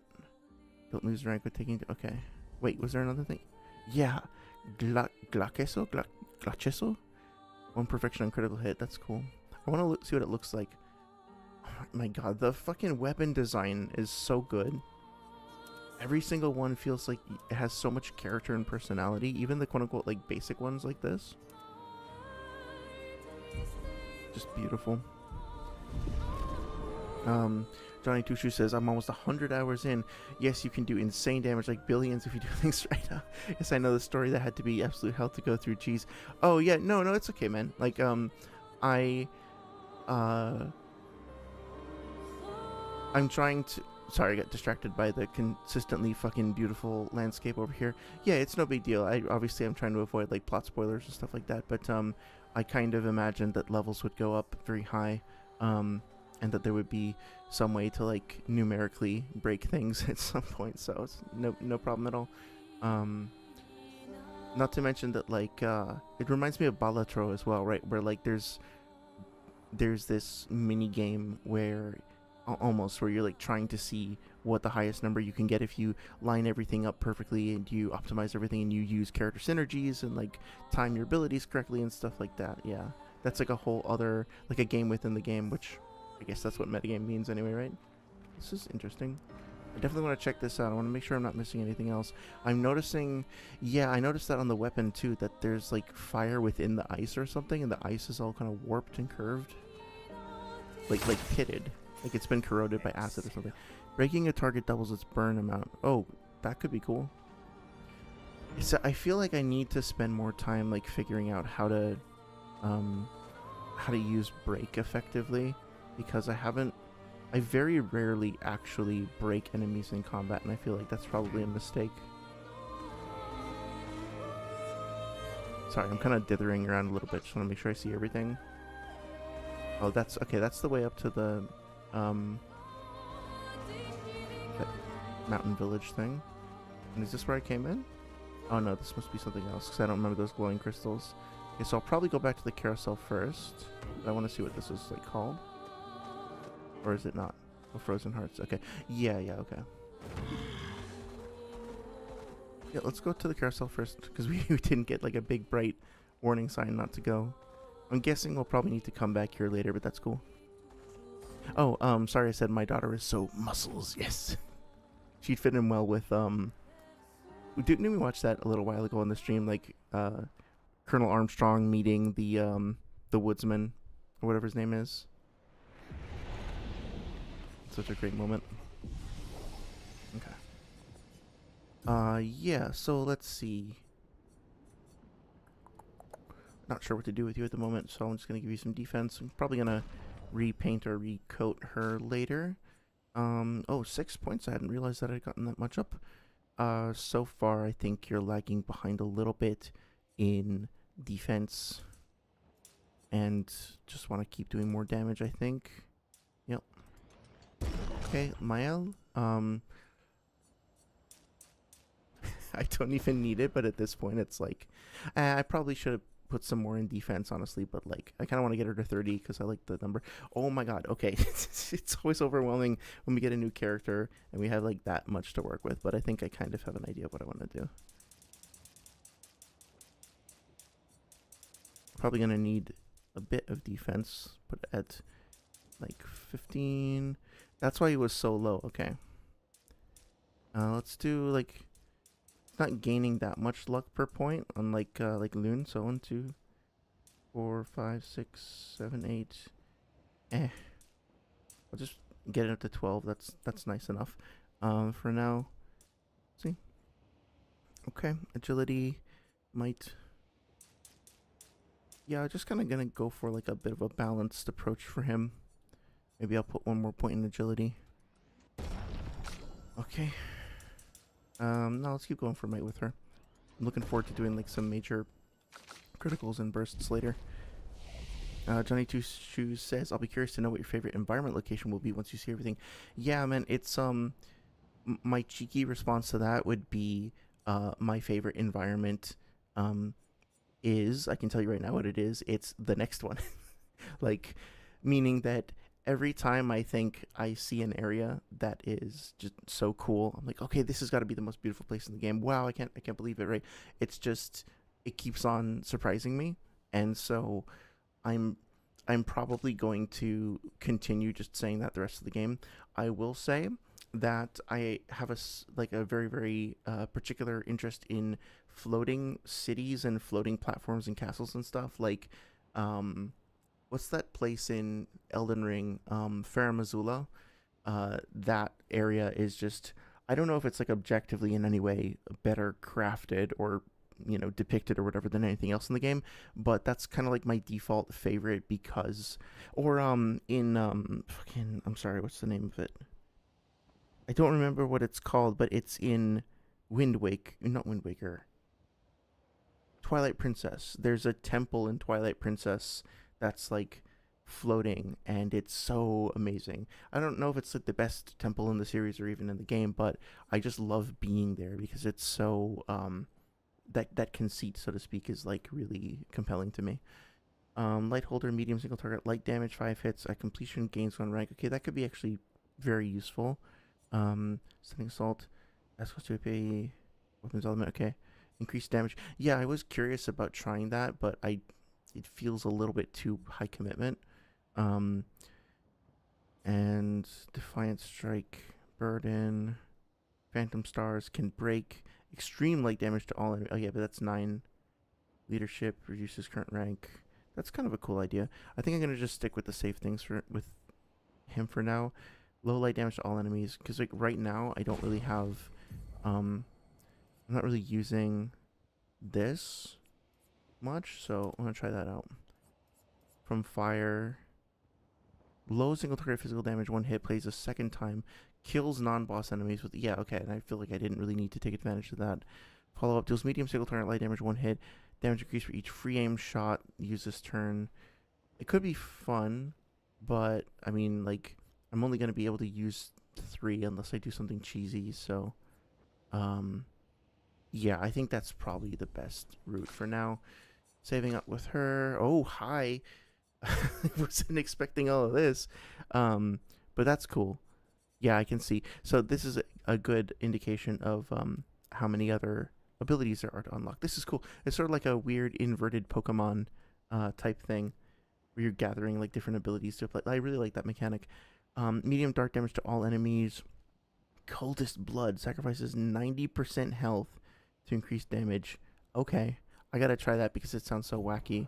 Let's do that. And I'm just going to pick a bunch of like crazy things and see if it works. I mean, it's probably not going to work super well or be optimized or whatever.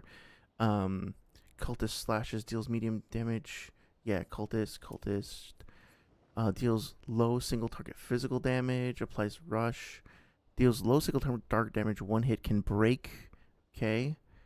Oh, nice. So 20% of the break bar is huge. Stalactite punches.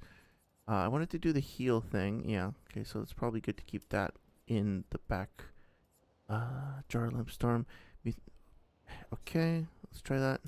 And I'm going to wind up, like, applies 1 to 2 shields to the target.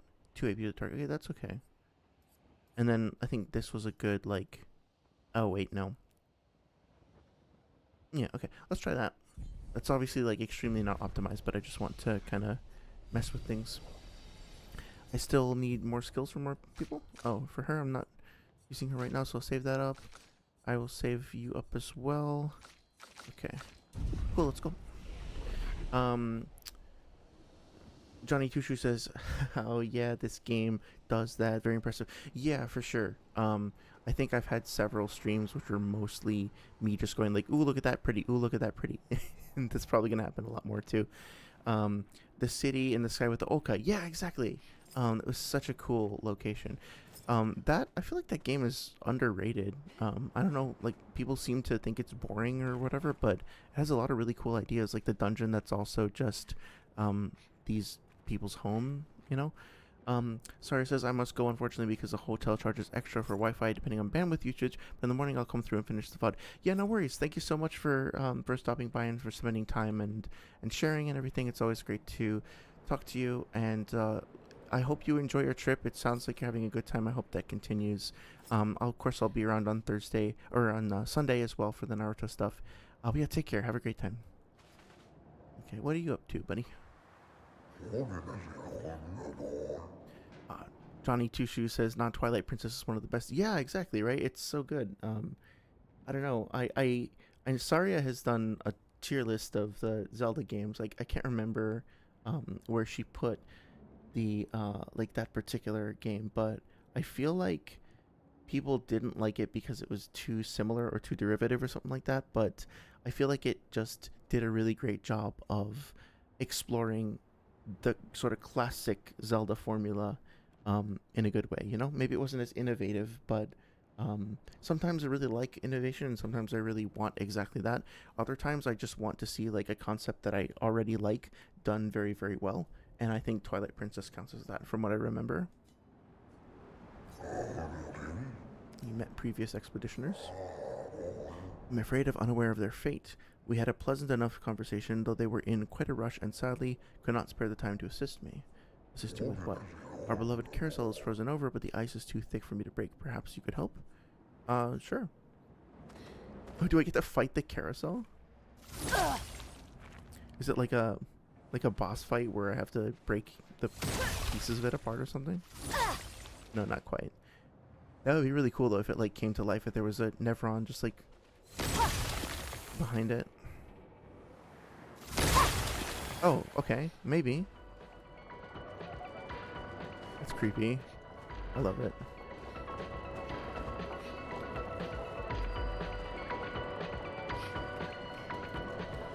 That's so cool.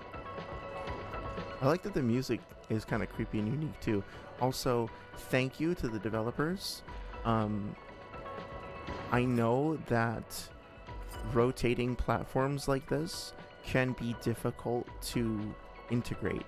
Like, from experience, depending on the... I think this is an Unreal game, but even so, like, sometimes, like, managing edge cases and figuring out how to get your character to attach correctly and rotate with another platform can be a pain in the ass. And I can totally imagine the conversation in my head where the producer is like, this is gonna cost us time and effort, like, how are you gonna justify this, blah blah blah, like, and not even to like throw shade at the producer, just like, you know, thinking about money and schedule, something like that can be kind of hard to justify at times, but it's so good, it's so important. And like, I know, yeah, like, getting this thing to turn in and of itself isn't hard to do in Unreal, but setting up the whole scene so that like the lighting looks right as it's going through the you know, the poles and everything like that, and setting up the models. And I guess what I'm trying to say is just like, they let us ride the fucking carousel, and I can't emphasize how important it is that we actually get to step on it and ride it. It just, they understand that we're gonna want to do that, and it's just a little thing, just a little moment. But like, imagine if there was like an invisible wall here or something, or the stairs didn't work, you just couldn't get on it. That little details like that really make me think that there are people on the dev team who are like, we need to do this because people are gonna love this, you know what I mean? And I really appreciate that. They even have like a little menu written out over here with different items on the menu, desserts and stuff. Millefeuille, I can't pronounce that shit. Plateau de fromage, so there's a cheese plate. Beef bourguignon, I can't pronounce any of that shit. I'm sorry for when you hear this later. Johnny Two Shoes says, agreed, Twilight Princess was like a more grounded, realistic Ocarina of Time. I have high hopes for the film. Oh, there's gonna be a Twilight Princess based film? I didn't hear about that. That's awesome. I'd be very excited to see that. I mean, with some hesitation. I will say, I think video game adaptations are slowly overall getting better. Like, Arcane is my favorite TV show, and I hate League of Legends. Like, I'm sorry if it's extremely unlikely, but if any League devs wind up watching this, I mean, like, I respect the game for what it's accomplished. I think it's got some amazing art and sound, and is just like an accomplishment in and of itself, because it's basically like one game mode, one map that stayed fun and engaging for 15-ish years, something like that, and that's insane. And also just like the ecosystem around the game, like the way that it kind of manipulates you into addiction, the cycle of like reward, so to speak, and the overall gameplay loop. I really have a strong grudge against that game for a few reasons. But I fucking love Arcane, and it like made me interested in League of Legends lore, which I didn't think was physically possible, because it's just so good. and I feel like they're like the Fallout TV show is pretty good too. Last of Us, I disagreed with some of their creative decisions, but as a show overall, especially to somebody who's never played the games, like my partner watched the show and really loved it, and like probably wouldn't have gotten into it otherwise. So yeah, I think the Super Mario movie was pretty good. The Sonic movies are genuinely good when they're not focusing on like weird, awkward human characters, like having awkwardly planning a wedding or something. Like when it's actually focused on Sonic, they've been great too. So if you asked me like 5 years ago, I would have been like, that's stupid. Like Zelda you can't adapt Zelda like that. But I don't know.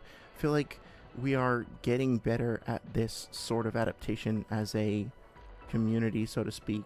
And I'll be curious to see what they do with it. Like, I'll go see it in the theater if it comes out, for sure. Johnny says, for a small section, yeah, that's crazy. Yeah, they really do seem to like finding little areas where they can really... And, like, I haven't even talked about the, ice aurora or whatever this is that's surrounding us. So this would have been, like, a unique skybox that they had to make for this. The lighting, they had to tune for this specifically. Granted, you can do this relatively cheaply. Like once you've created these rock spires, like a few different versions of them, it's pretty easy in something like Unreal to so if you're not too familiar with like level building and stuff like that, you might think that each one of these things has to individually be crafted or like sculpted or whatever for the entire space. Not usually the case. Usually what you'll find is that if you look closely, like this over here and like that over there and that over there will literally be the same asset. It's just they copy it. They make like a collection of like 3 small, 3 medium, 3 big ones or something like that. That are each unique, and then they scatter those, like that prefab set, around the level and like stretch and skew them and rotate them so they look different. But like, they didn't have to individually model and sculpt like 18, 20 different rocks just for this scene. They have a collection of rocks so they can kind of put in different places. But this carousel and the rotation, and the music and everything, they probably did have to create some unique assets for this, in the skybox as well.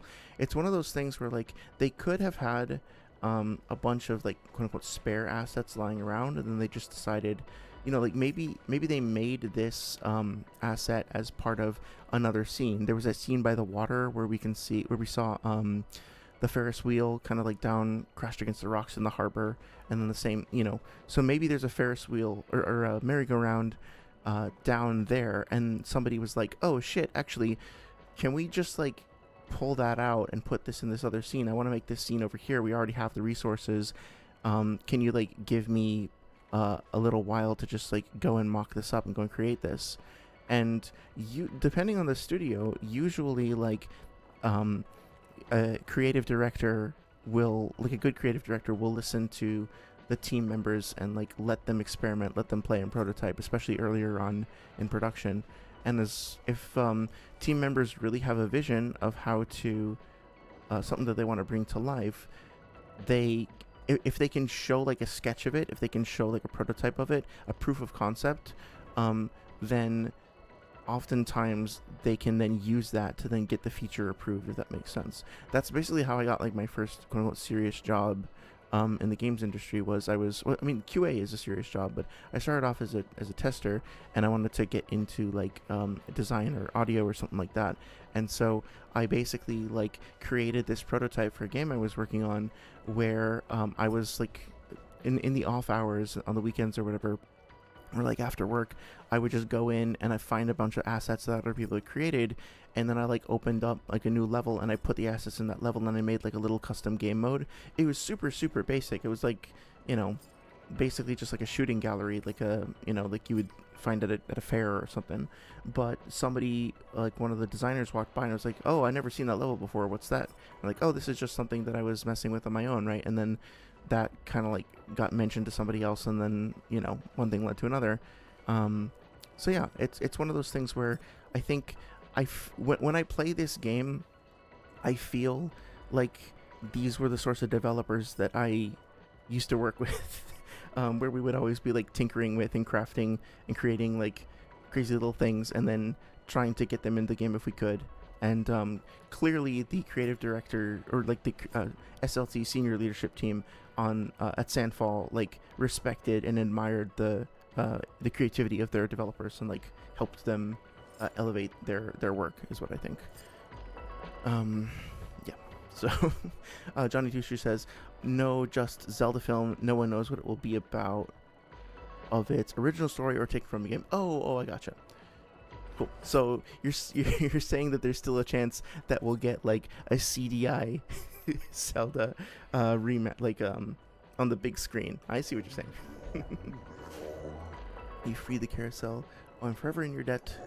This will bring great cheer to the others. I have such lovely memories of Condi and human children playing here together. Human children? Oh yes, before the fracture. What was that like? Well, there were no Nevrons and thus no need for violence. Our battles relied upon the sharpness of our wit and not our swords. My friend Eloise, we'd ride the carousel and make up stories together, tales of great daring do. She had such a lovely way with words. But after the fracture, I never saw her again. She was kind and eager to help others, just like you. She took great pride in her hair. Oh, sadly I can no longer remember the details of her face, but I'll never forget her hair. I could show you if you like. I do enjoy new hairstyles. Oh, okay. I do miss her dearly. It makes me happy to see a part for Levon. Royal Expeditioners, may fortune smile upon you. Well, that looks a lot like CL, like Sophie's hairstyle. So I wonder. I thought Eloise was going to wind up being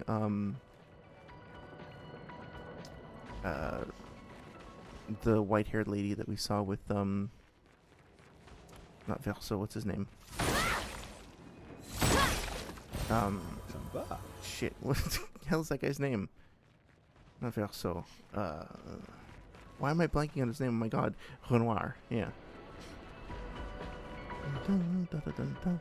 Yeah, that's the other thing though. Like that loop could be a unique piece of music that was created specifically for the scene.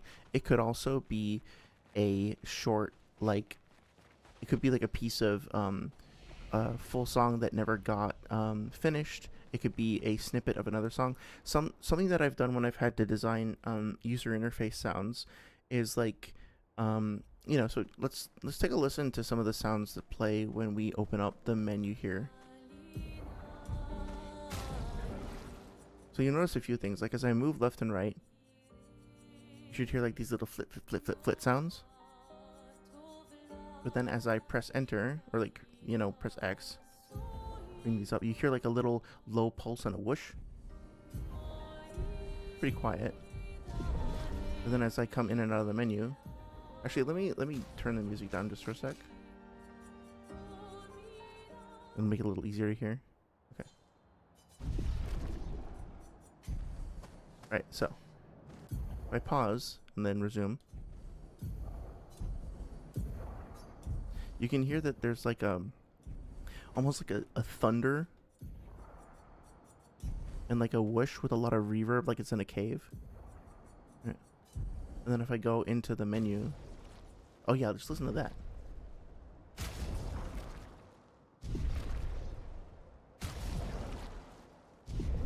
So I don't know for sure like what they used to make that sound. I can only guess, but it's, I think, interesting to take a moment and to think about like why did they choose to make those elements, and why does it sound the way that it does? It feels to me like kind of dark and ominous and brooding. It feels very liquid, very swirly, but also with a bit of a magical element to it. So I think it's feeding into this idea that like paint is sort of a semi-arcane, but also like an organic, life-giving substance. And when you're opening up the menu or closing it down, it's almost like the paint is kind of swallowing you up or swirling around you. But then when you move over the individual like tabs over here, it's a little bit more delicate, more precise, because it's sort of a subtle sound to kind of reinforce that you're almost like it feels to me like the sound was like moving one of those lenses on when you go to the eye doctor and they check out like they have you look through the different calibrations of the glass. I don't know how to say it, but so it's a little bit more precise, a little bit more refined, which I think fits as well. So all this is just to say that like you can create user interface sounds from the like that from the ground up by recording water, by recording some other viscous bubbling liquid. You can use a synthesizer. You can use all kinds of different things. But one of the things that I've done in the past is also to just take, which is actually a technique that my friend recommended to me.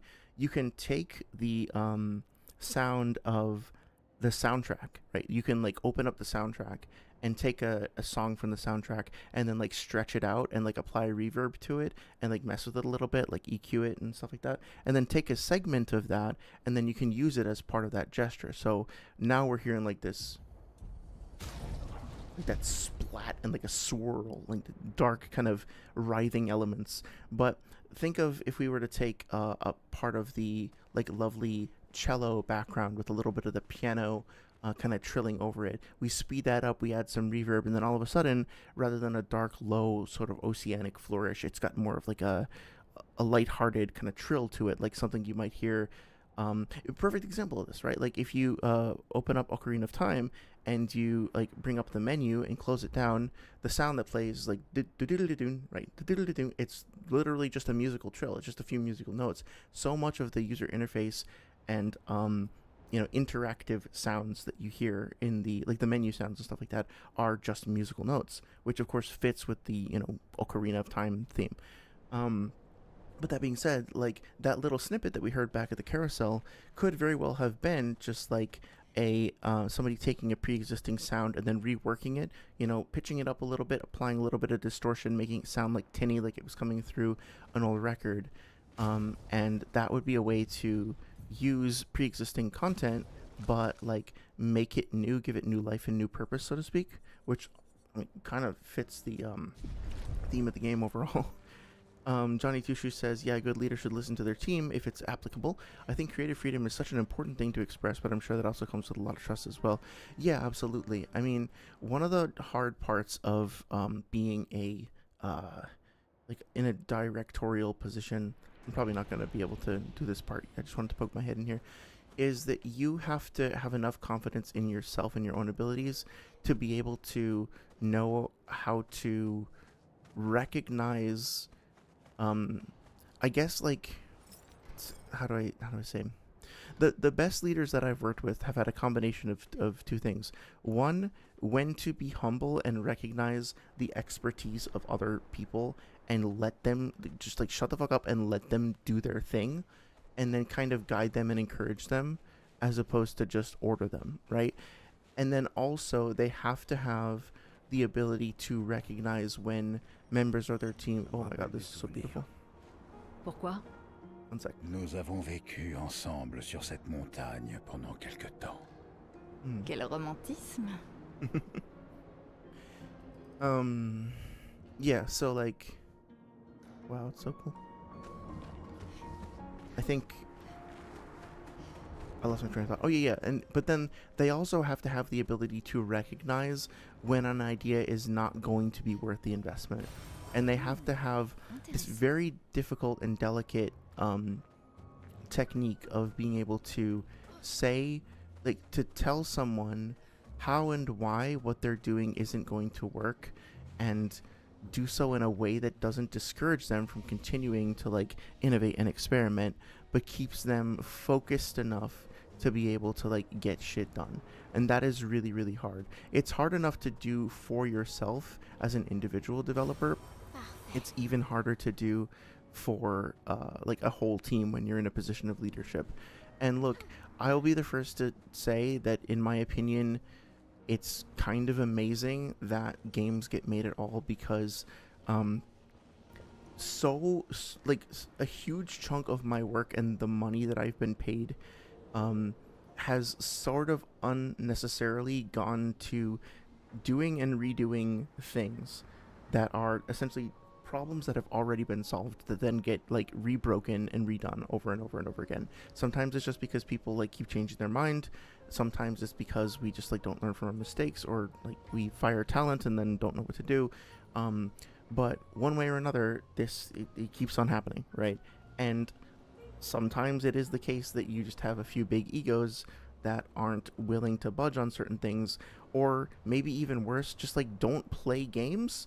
It's surprisingly and saddeningly the case that quite a few leadership folks that I've worked with in the past just don't play games and don't really understand games, which is fucking bizarre to think about. But it is what it is, right? And so you just have decisions that are being made not for gameplay purposes, but for some other reason. And it can get frustrating to deal with that, but at the same time, the good directors, the great directors, not only know how to manage their own idiosyncrasies, not only know how to like encourage people, but also pull them back when they get like too far off course, but also put themselves in a position of extreme stress and scrutiny, like like Ken Levine from Irrational Games. Like he basically anytime anything went wrong with the game, publicly and internally at that studio, everybody just blamed him, right? And maybe it was his fault a lot of the time, but a lot of the time it probably wasn't. Let's be honest. Like, it's a big moving part with a lot of complex machinery, or a machine with a lot of complex parts. And same thing with, like, you know, studio heads that wind up just getting all of the shit when something goes wrong. To be fair, there are plenty of you know, like, I don't know, there's always some controversy about somebody making a shitty tweet, or, you know, like insulting another developer or something like that. You know, some people are not very, I guess, considerate about how they communicate their concerns. But a lot of the times you put yourself in a position of leadership, you're like standing as the shield for everything, all the negativity sent to the whole team. Like, think about Sean Murray, right?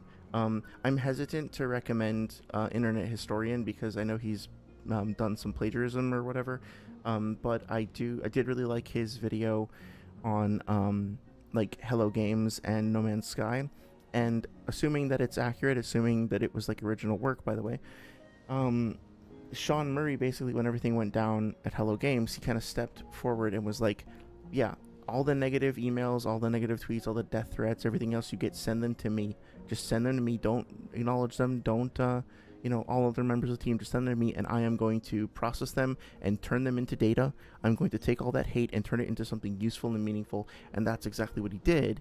And he helped turn that entire project in the studio around. And now, like, No Man's Sky has gone from being kind of a joke to, like, very widely regarded, just because the developers listened and they responded, and that person and persons in leadership, you know, took the heat, and then were able to turn around and say, okay, my talent here is, like, the talent of the studio, here's how we can make best use of it, and here's the things that we can and can't do, right? And with that, kind of turn the whole studio around. So I think this is actually a pretty good place to stop for tonight. I'm going for about 3.5 hours, and I think that's kind of nice to, oh my god, it's so beautiful, kind of nice to end on a positive note. I have a feeling that I'll wind up getting like stuck in some lengthy battles over here, so maybe leave that for next Thursday. But yeah, I think we made some good progress. Got a new party member, got to check out some really cool areas, a new biome and everything. It's been a lot of fun, really been enjoying it. It's like we're starting to get a little bit closer up look at whatever these things are too. That's interesting. So yeah, like, to kind of just put a button on everything we were saying before, game development teams are like weird, big, awkward, dysfunctional families where you have a bunch of extremely passionate, extremely nerdy, and also extremely quirky people working together to make something borderline impossible on weird schedules, weird deadlines, and under very strange conditions. So it's kind of a miracle that any games ever get made. Genuinely, it's shocking to me. But yeah, I have definitely had directors who have, I've been very lucky, and have had some directors who have been able to, like, engage with both myself and other members of the team directly, and both provide guidance and be like, hey, no, shut up, just, like, calm down, we're gonna figure this out. You need to calm down and just like get your shit done, and then we'll talk. And also, after that's done, have then come back and been like, oh yeah, okay, I said we'll talk. Let's talk. Show me your ideas. Like, let's it's so cool when you finally get to like connect with somebody like that. And I hope to be able to do that at some point in the future as well. So thank you so much. Thank you, Elvis. Thank you, Johnny Two Shoes. Thank you, Sorry. I really appreciated you guys stopping by and engaging in the discussion. Hope you enjoyed the stream. I will be back on Sunday at 6 p.m. EST for a stream on Naruto. I think we're going to be talking about light speed calcing and all that good stuff and the data books and all that. And then next Thursday at 7 p.m. again, more Clair Obscur. So thank you very much. Hope you have a great rest of your week. Oh, Elvis says, great stream. Thank you so much. I really appreciate that.